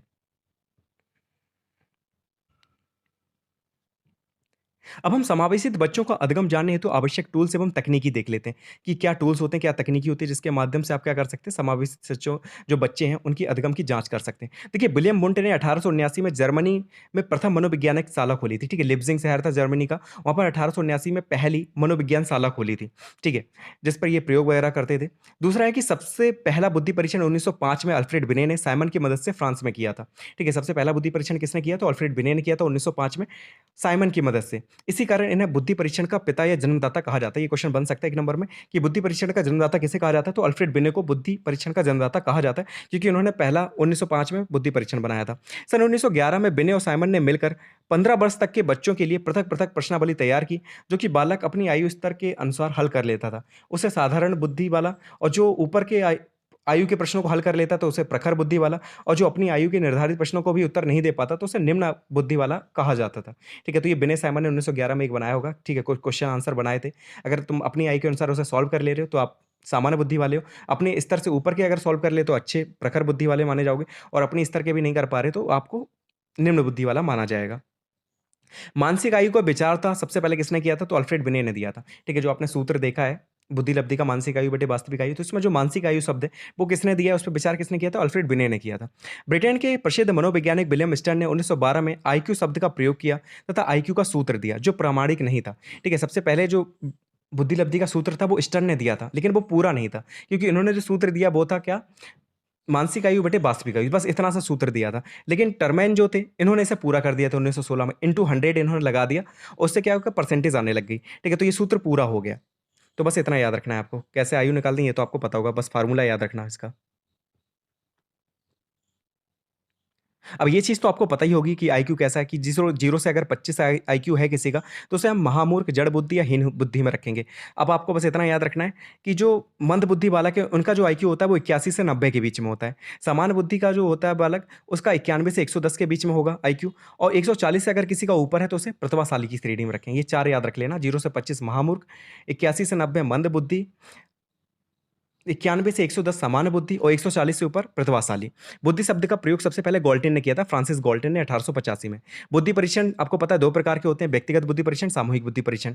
ठीक है? और इसमें एक और बांट रखा है क्रियात्मक बुद्धि परीक्षण, ये इतना इंपॉर्टेंट नहीं। तो व्यक्तिगत और सामूहिक याद रखना। व्यक्तिगत को हमने 2 भागों में बाँटा था, शाब्दिक, अशाब्दिक। सामूहिक को भी 2 भागों में बाँटा, शाब्दिक, अशाब्दिक। शाब्दिक में होता है कि हम शब्दों के माध्यम से करते हैं, अशाब्दिक में बिना शब्दों के माध्यम से, इसमें भूल-भुलैया परीक्षण आ जाता था आपका। ठीक है? भाटिया का निष्पादन परीक्षण आ जाता है, कोहलर का ब्लॉक टेस्ट आ जाता है। शाब्दिक में आता है कि शब्दों के माध्यम से प्रश्नावली वगैरह तैयार कर ली क्वेश्चन आंसर के माध्यम से। ठीक है, इसमें बिना असाइनमेंट बुद्धि परीक्षण आ जाता है। सामूहिक की बात करेंगे तो आर्मी अल्फा टेस्ट शाब्दिक में आता है, आर्मी बीटा टेस्ट किस में आता है? अशाब्दिक में आता है। तो ये फर्स्ट सेमेस्टर से रिलेटेड है आपका। अब इनके बीच में डिफरेंस तो आप बता ही देंगे कि व्यक्तिगत बुद्धि परीक्षण जो होगा वो एक समय पे एक व्यक्ति पे किया जाएगा। इसमें जो श्रम है, धन है, बहुत ज़्यादा खर्च होता है क्योंकि एक-एक करके आप करेंगे। फिर है कि ये प्रायः मौखिक होते हैं, ठीक है? मुँह से ही आप क्वेश्चन आंसर पूछ सकते हैं। इनकी जो समय और सीमा होती है वो निश्चित नहीं होती, ठीक है? कितना भी टाइम लग सकता है, एक तरीके से इंटरव्यू मान लीजिए, ठीक है? इंटरव्यू मान सकते हैं कि काफ़ी समय लग सकता है। इसमें क्या होता है, इन परीक्षणों में जो वैधता या विश्वसनीयता है वो अधिक होती है, ठीक है? काफ़ी विश्वसनीय, आप अच्छे-अच्छे क्वेश्चन आंसर पूछ सकते हैं। फिर है कि नकल का अवसर नहीं मिलता इसमें, ठीक है? संकोची व्यक्ति होते हैं, उन्हें कठिनाई होती है, जो ज़्यादा बोलते-चोलते नहीं, ठीक है? बोलते नहीं हैं, तो उन्हें थोड़ी ज़्यादा दिक्कत होती है। फिर है कि सामूहिक बुद्धि परीक्षण की अगर हम बात करें, तो एक समय में अनेक व्यक्तियों पे किया जा सकता है, श्रम बहुत कम होगा इसमें, ठीक है? खर्चा बहुत कम होता है, समय भी कम लगता है, धन भी कम खर्च होता है। ये जो परीक्षण होते हैं वो लिखित होते हैं, इनकी जो समय सीमा होगी वो निश्चित होती है, इनकी वैधता, विश्वसनीयता होती है वो कम होती है, क्योंकि इतने सभी का पता नहीं चलता, कोई नकल-अकल भी कर सकता है, ठीक है? उत्तर देने में नकल भी कर सकते हैं लोग और किसी को कोई कठिनाई नहीं होती कि एक साथ सब दे रहे हैं, तो ऐसा भी नहीं कि बहुत कोई संकोची व्यक्ति बैठा हो उसमें। अब जो क्रियात्मक परीक्षण होते हैं, ये क्या है? व्यक्तिगत बुद्धि परीक्षण, सामूहिक बुद्धि परीक्षण प्रकार के परीक्षणों द्वारा केवल शिक्षित व्यक्तियों की ही परीक्षा ली जा सकती है। ठीक है? इनके माध्यम से आप सिर्फ़ शिक्षित व्यक्तियों की परीक्षा ले सकते हैं। लेकिन क्रियात्मक परीक्षण उन पर किया जाता है जो शिक्षित नहीं होते, जैसे गूंगे, बहरे, अंधे। ठीक है? तो अशाब्दिक बुद्धि परीक्षण भी यही है, सेम चीज़ है। ठीक है? देखिए, ब्रेन लिपि के बारे में लिखने को आ सकता है, तो देखिए ब्रेन लिपि होती क्या है? तो भारतीय जो ब्रेन लिपि है वो 6 डॉट यानी कि 6 बिंदुओं पर आधारित होती है। यह भारत की सभी लिपियों के वर्णों के लिए जहाँ तक संभव है समान ब्रेल संकेत दिया है, ठीक है? मतलब समान ब्रेल संकेत को ही देती है, ठीक है? तो भारतीय ब्रेन लिपि किस पर आधारित है? तो 6 बिंदुओं पर ये आधारित होती है और भारत की जितनी भी लिपियाँ हैं, उनके जितने भी वर्ण हैं, वो इन्हीं पर डिपेंड होते हैं, ठीक है? ये 6 शब्दों पर, 6 बिंदुओं पर। ब्रेन लिपि से लाभ क्या है कि दृष्टिहीन जो बालक होते हैं, उनमें कॉन्फिडेंस बढ़ता है, वो चीज़ों को सीख सकते हैं, ध्यान केंद्रित कर सकते हैं, ठीक है? लिखने की गति भी उनकी बढ़ जाती है। और इस लिपि के माध्यम से जो बालक होते हैं ये सीखते हैं कि अपना कार्य स्वयं करना है और आत्मनिर्भर बनना है। ठीक है? तो ब्रेल लिपि के बारे में इतना आप लिख सकते हैं और इसका आविष्कार किसने किया था? तो लुई ब्रेल ने किया था। फिर है निर्देशन एवं परामर्श के बारे में। निर्देशन और परामर्श आप जानते होंगे। निर्देशन किसे कहते हैं? किसी व्यक्ति का पथ प्रदर्शन करना, उसका सर्वांगीण विकास करना ही निर्देशन है। बस इतना याद कर लेना। इसमें 2 व्यक्ति होते हैं कम से कम, जिसमें एक तो वो होता है जो निर्देशन प्रदान करता है और दूसरा वो होता है जिसे निर्देशन दिया जाता है। ठीक है? तो बस बहुत सिंपल सी डेफिनिशन है कि किसी व्यक्ति का पथ प्रदर्शन करना, उसे रास्ता दिखाना क्या कहलाता है? निर्देशन कहलाता है। इसमें 2 व्यक्ति होते हैं कम से कम, एक जो निर्देशन चाहता है और दूसरा जो निर्देशन देता है। ठीक है? निर्देशन के प्रकार बाँटे गए। व्यक्तिगत निर्देशन में क्या होगा कि एक-एक व्यक्ति को आप निर्देशित करेंगे। शैक्षिक निर्देशन में क्या होगा? शिक्षा से संबंधित आप निर्देशन देंगे। व्यावसायिक निर्देशन क्या होगा कि व्यवसाय से संबंधित आप निर्देशन देंगे। सामाजिक निर्देशन क्या है कि समाज के बारे में निर्देशन कर रहे होंगे। स्वास्थ्य निर्देशन स्वास्थ्य से संबंधित है। ठीक है? प्रकार याद कर लेना, अंदर बना के लिख सकते हैं आप। अब स्किनर जो थे इन्होंने बहुत अच्छी डेफिनेशन दी निर्देशन की, ये टेट में आ चुकी है कि निर्देशन नवयुवकों को अपने से, दूसरों से तथा परिस्थितियों से सामंजस्य करना सीखने के लिए सहायता देने की प्रक्रिया है। ठीक है? तो निर्देशन क्या है कि जो नवयुवक होते हैं, नए-नए बच्चे होते हैं, उन्हें अपने आप से समायोजन करना दूसरों से और जो परिस्थितियाँ नई-नई आती हैं, उससे सामंजस्य करना सिखाती है। ठीक है? प्रकृति वगैरह तो इतना इम्पोर्टेंट नहीं है कि वह प्रक्रिया जो हमेशा देखो निर्देशन हमेशा चलेगा। कोई न कोई आपको ज्ञान देने वाला रहता ही है हमेशा। ठीक है? इसमें क्या है कि व्यक्ति तथा समाज दोनों के कल्याण की भावना सुनिश्चित की जाती है। ठीक है? तो अगर कोई निर्देशित आपको कर रहा है तो इसका मतलब है समाज के कल्याण की भावना की बात है। ठीक है? निर्देशन सेवा का उद्देश्य क्या होता है कि व्यक्ति का परिस्थिति विशेष में समायोजन करना, कि वो उस कंडीशन के अनुसार ढल जाए। फिर है कि इसमें व्यक्ति की अभिवृत्तियों, रुचियों तथा आकर्षण पर विशेष ध्यान दिया जाता है। हर चीज़ आपकी पूछी जाती है निर्देशन जब आपका करता है कोई व्यक्ति। ठीक है? सर्वांगीण विकास से संबंधित होती है। ठीक है? ये सारी चीज़ें लिख सकते हैं। फिर है निर्देशन की विधियाँ। देखिए, निर्देशन की विधियाँ कई होती हैं। पहला इसमें आएगा प्रमाणीकृत विधियाँ। ठीक है? प्रमाणीकृत विधियाँ क्या होती हैं? ये वे प्रविधियाँ होती हैं, जिनकी रचना करते समय वैज्ञानिक सिद्धांतों, नियमों, तरीकों का विशेष प्रयोग किया जाता है। इनकी जो वैधता होती है, विशेषता होती है, वो वैज्ञानिक ढंग से ज्ञात की जाती है। मतलब जो वैज्ञानिक ढंग से किया जाए, जिसमें कुछ नियम होते हैं, कानून होते हैं, ठीक है? सिद्धांत होते हैं, जिनके आधार पर अगर आप किसी का निर्देशन करते हैं, तो ये किसमें आ जाता है? तो प्रमाणीकृत प्रविधियों में आ जाता है। ठीक है? इसमें बुद्धि परीक्षण आ जाता है, इसके भी कुछ नियम कानून होते हैं, रुचि परीक्षण है, अभिरुचि परीक्षण है, इंटरेस्ट के ऊपर। ठीक है? उपलब्धि परीक्षण, व्यक्तिगत परीक्षण, ये आते हैं प्रमाणीकृत प्रविधियों के अंतर्गत। ठीक है? मतलब ये वे प्रविधियाँ होती हैं जिसमें आप कुछ मतलब कुछ भी चीज़ अगर आप जाँच रहे हैं, किसी का निर्देशन कर रहे हैं, तो आप वैज्ञानिक सिद्धांतों, नियमों, तरीकों इनका सबका ध्यान रखते हैं। अब टीचर की क्या भूमिका होती है निर्देशन करते समय? तो निर्देशन कार्यक्रम को सफल बनाने के लिए प्रधानाचार्य और शिक्षकों को अपना पूर्ण सहयोग प्राप्त करना है। ठीक है? एक तो पूरी तरीके से सहायता करें। दूसरा कि छात्रों को परीक्षा संबंधी निर्देश आप दे सकते हैं पहले से। अभिभावक जो होते हैं, जो पेरेंट्स होते हैं बच्चों के, उनके साथ संबंध स्थापित करें, पता करें कि घर में बच्चा पढ़ रहा है कि नहीं पढ़ रहा है। फिर कि पाठ से आगामी जो क्रियाएँ हैं, उनका आयोजन करते रहना चाहिए। फिर कि छात्रों के विकास हेतु उत्तम परिस्थितियों का निर्माण करें ताकि वो अच्छे से चीज़ों को सीख पाएँ। फिर कि छात्रों के साथ व्यक्तिगत संबंध भी स्थापित करें, ठीक है? बातचीत करते रहें उनसे। अच्छी निर्देशन सेवा कैसी होती है? तो बाल केंद्रित होती है। फिर नेक्स्ट है कि व्यक्ति को बुद्धिमत्तापूर्ण चयन एवं सामंजस्य के लिए दी जाने वाली सहायता निर्देशन ये किसने कहा है? तो आर्थर जी जोन्स ने ये चीज़ कही है। याद कर लेना 2017 में ये आ चुका है कि व्यक्ति को बुद्धिमत्तापूर्ण चयन एवं सामंजस्य के लिए दी जाने वाली सहायता निर्देशन ये किसने कहा है? तो आर्थर जी जोन्स ने कहा है। अब हम बात करेंगे परामर्श की। परामर्श को काउंसलिंग कहते हैं।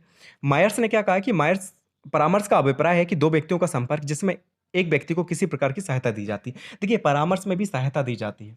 ठीक है? परामर्श मतलब होता है सलाह देना। तो सलाह तो हम अपने दोस्तों को देते हैं। लेकिन निर्देश किसे देते हैं? तो किसी खास को देते हैं, जैसे कि स्टूडेंट को दे सकते हैं निर्देश। ठीक है? जो हमसे छोटा उसे निर्देश देंगे कि तुम्हें ये करना ही करना है। ठीक है? ऑर्डर देना एक तरीके से हो गया। लेकिन परामर्श का मतलब होता है सलाह देना, एडवाइस दे रहे हैं। ठीक है?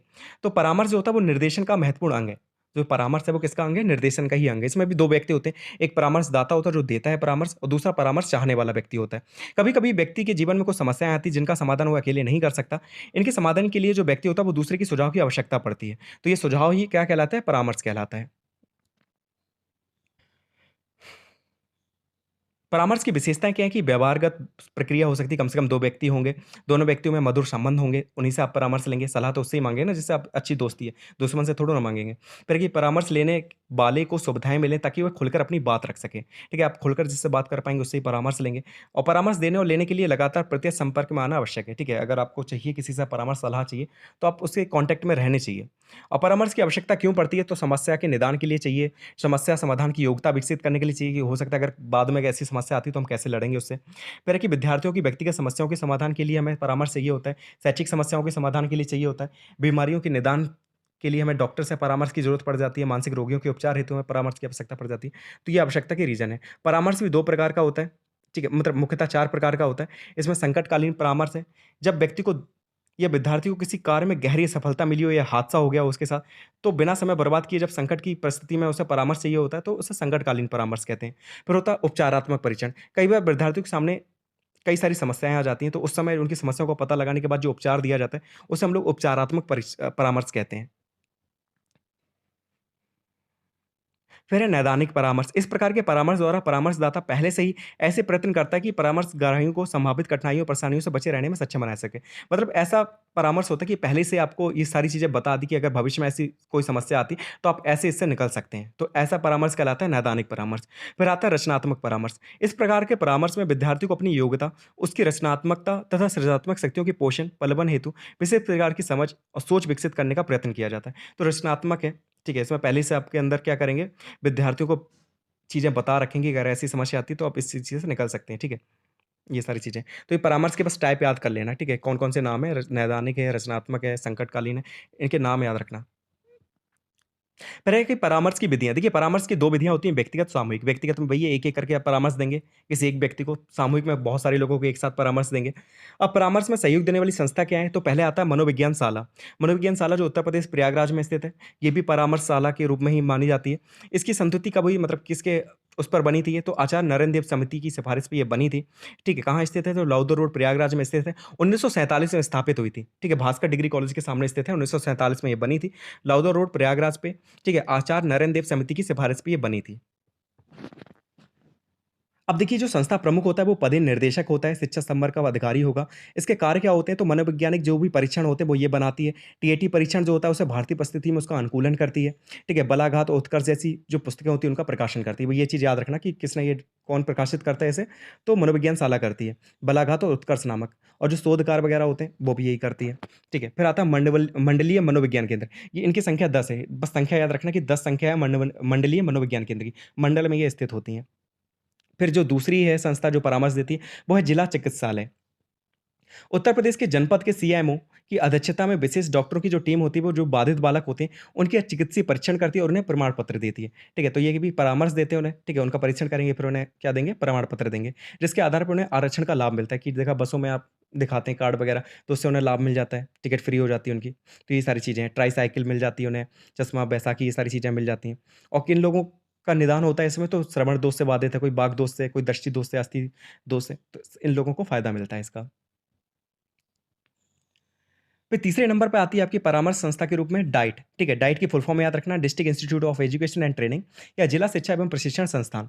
डाइट को एक आकस्मिक संस्था के रूप में जिला स्तर पर कार्य करना होता है, मतलब जिले में सब चीज़ें यही देखती है, ठीक है? जो भी प्राथमिक स्तर में सुधार करना होता है, उसके दायित्व और रिस्पॉन्सिबिलिटी किसकी होती है? तो डाइट की होती है कि उसके डिस्ट्रिक्ट में सही से काम हो रहा है कि नहीं हो रहा है, टीचर पढ़ा रहे हैं कि नहीं पढ़ा रहे, तो इसी का सब काम है, रिस्पॉन्सिबिलिटी है। भारत सरकार द्वारा निर्मित राष्ट्रीय शिक्षा नीति 1986 के द्वारा 1987 में डाइट की स्थापना की गई थी। ये चीज़ याद रखना, सेकंड सेमेस्टर में हमने पढ़ा था।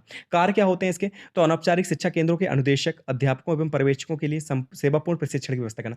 आपने देखा होगा जो टीचर होते हैं प्राइमरी के वो टीचिंग ट्रेनिंग रेनिंग के लिए कहाँ जाते हैं? डाइट पे जाते हैं, तो उनकी ट्रेनिंग की व्यवस्था करती है डाइट। ठीक है, जिला शिक्षा बोर्ड जो होती है उसे समय-समय पे परामर्श देती है ये। ठीक है, जो प्राथमिक विद्यालय होते हैं या अपर प्राथमिक विद्यालय होते हैं, उनके शिक्षा कार्यक्रम हेतु मूल्यांकन केंद्र के रूप में कार्य करती है, मूल्यांकन वगैरह करती रहती है, उनके कार्य कैसे वो चल रहे हैं। तरह की शिक्षा में क्रियात्मक जो अनुसंधान होता है, उस पर भी ये काम करती है, ठीक है? उसके लिए कार्यक्रम बनाती है, भौतिक संसाधन जो होते हैं, उनकी भी व्यवस्था ये करती है, देख-रेख करती है कोई विद्यालय की भौतिक संसाधन कैसे हैं, मतलब बिल्डिंग-विल्डिंग कैसी है, टीचर, छात्र एवं सब कुछ ठीक-ठाक है कि नहीं है, ठीक है? तो ये तीसरी परामर्श संस्था है, ठीक है? तो इतनी चीज़ें याद रखना। अब बस लास्ट टॉपिक आपको पढ़ना है वो है परिवेक्षण। ठीक है, इसे सुपरविजन कहते हैं इंग्लिश में। परिवेक्षण एक ऐसी प्रक्रिया है जिसके द्वारा दूसरों के कार्यों का अवलोकन करके उन्हें सही तथा उचित निर्देशन प्रदान किया जाता है। इसमें आप क्या करते हैं, किसी दूसरे के काम को अच्छे से देखते हैं, ठीक है, ऑब्जर्व करते हैं, अवलोकन करते हैं कि वो सही कर रहा है, गलत कर रहा है। उसके बाद उसे निर्देशित करते हैं कि आप ऐसा नहीं, ये करो, ये चीज़ गलत कर रहे हैं आप। ठीक है, तो ये कहलाता है परिवेक्षण। विशेषताएं क्या होती हैं कि इसके अंतर्गत नवीन विधियों उपकरणों का प्रयोग किया जाता है। ठीक है, नई नई विधियों का यूज़ करते हैं हम। इसका स्वरूप जो होता है गत्यात्मक होता है, चलता रहता है। ठीक है, हम सुपरविजन किसी का करते रहते हैं। जो हमसे नीचे कार्य कर रहा है उसका हम सुपरविज़न करते रहते हैं। ये वैज्ञानिक विधि होती है। विद्यालय में उपलब्ध संसाधनों का शिक्षण को प्रभावशाली बनाने में प्रयोग करते हैं। ठीक है, तो ये पर्यवेक्षण की विशेषताएँ हो गई।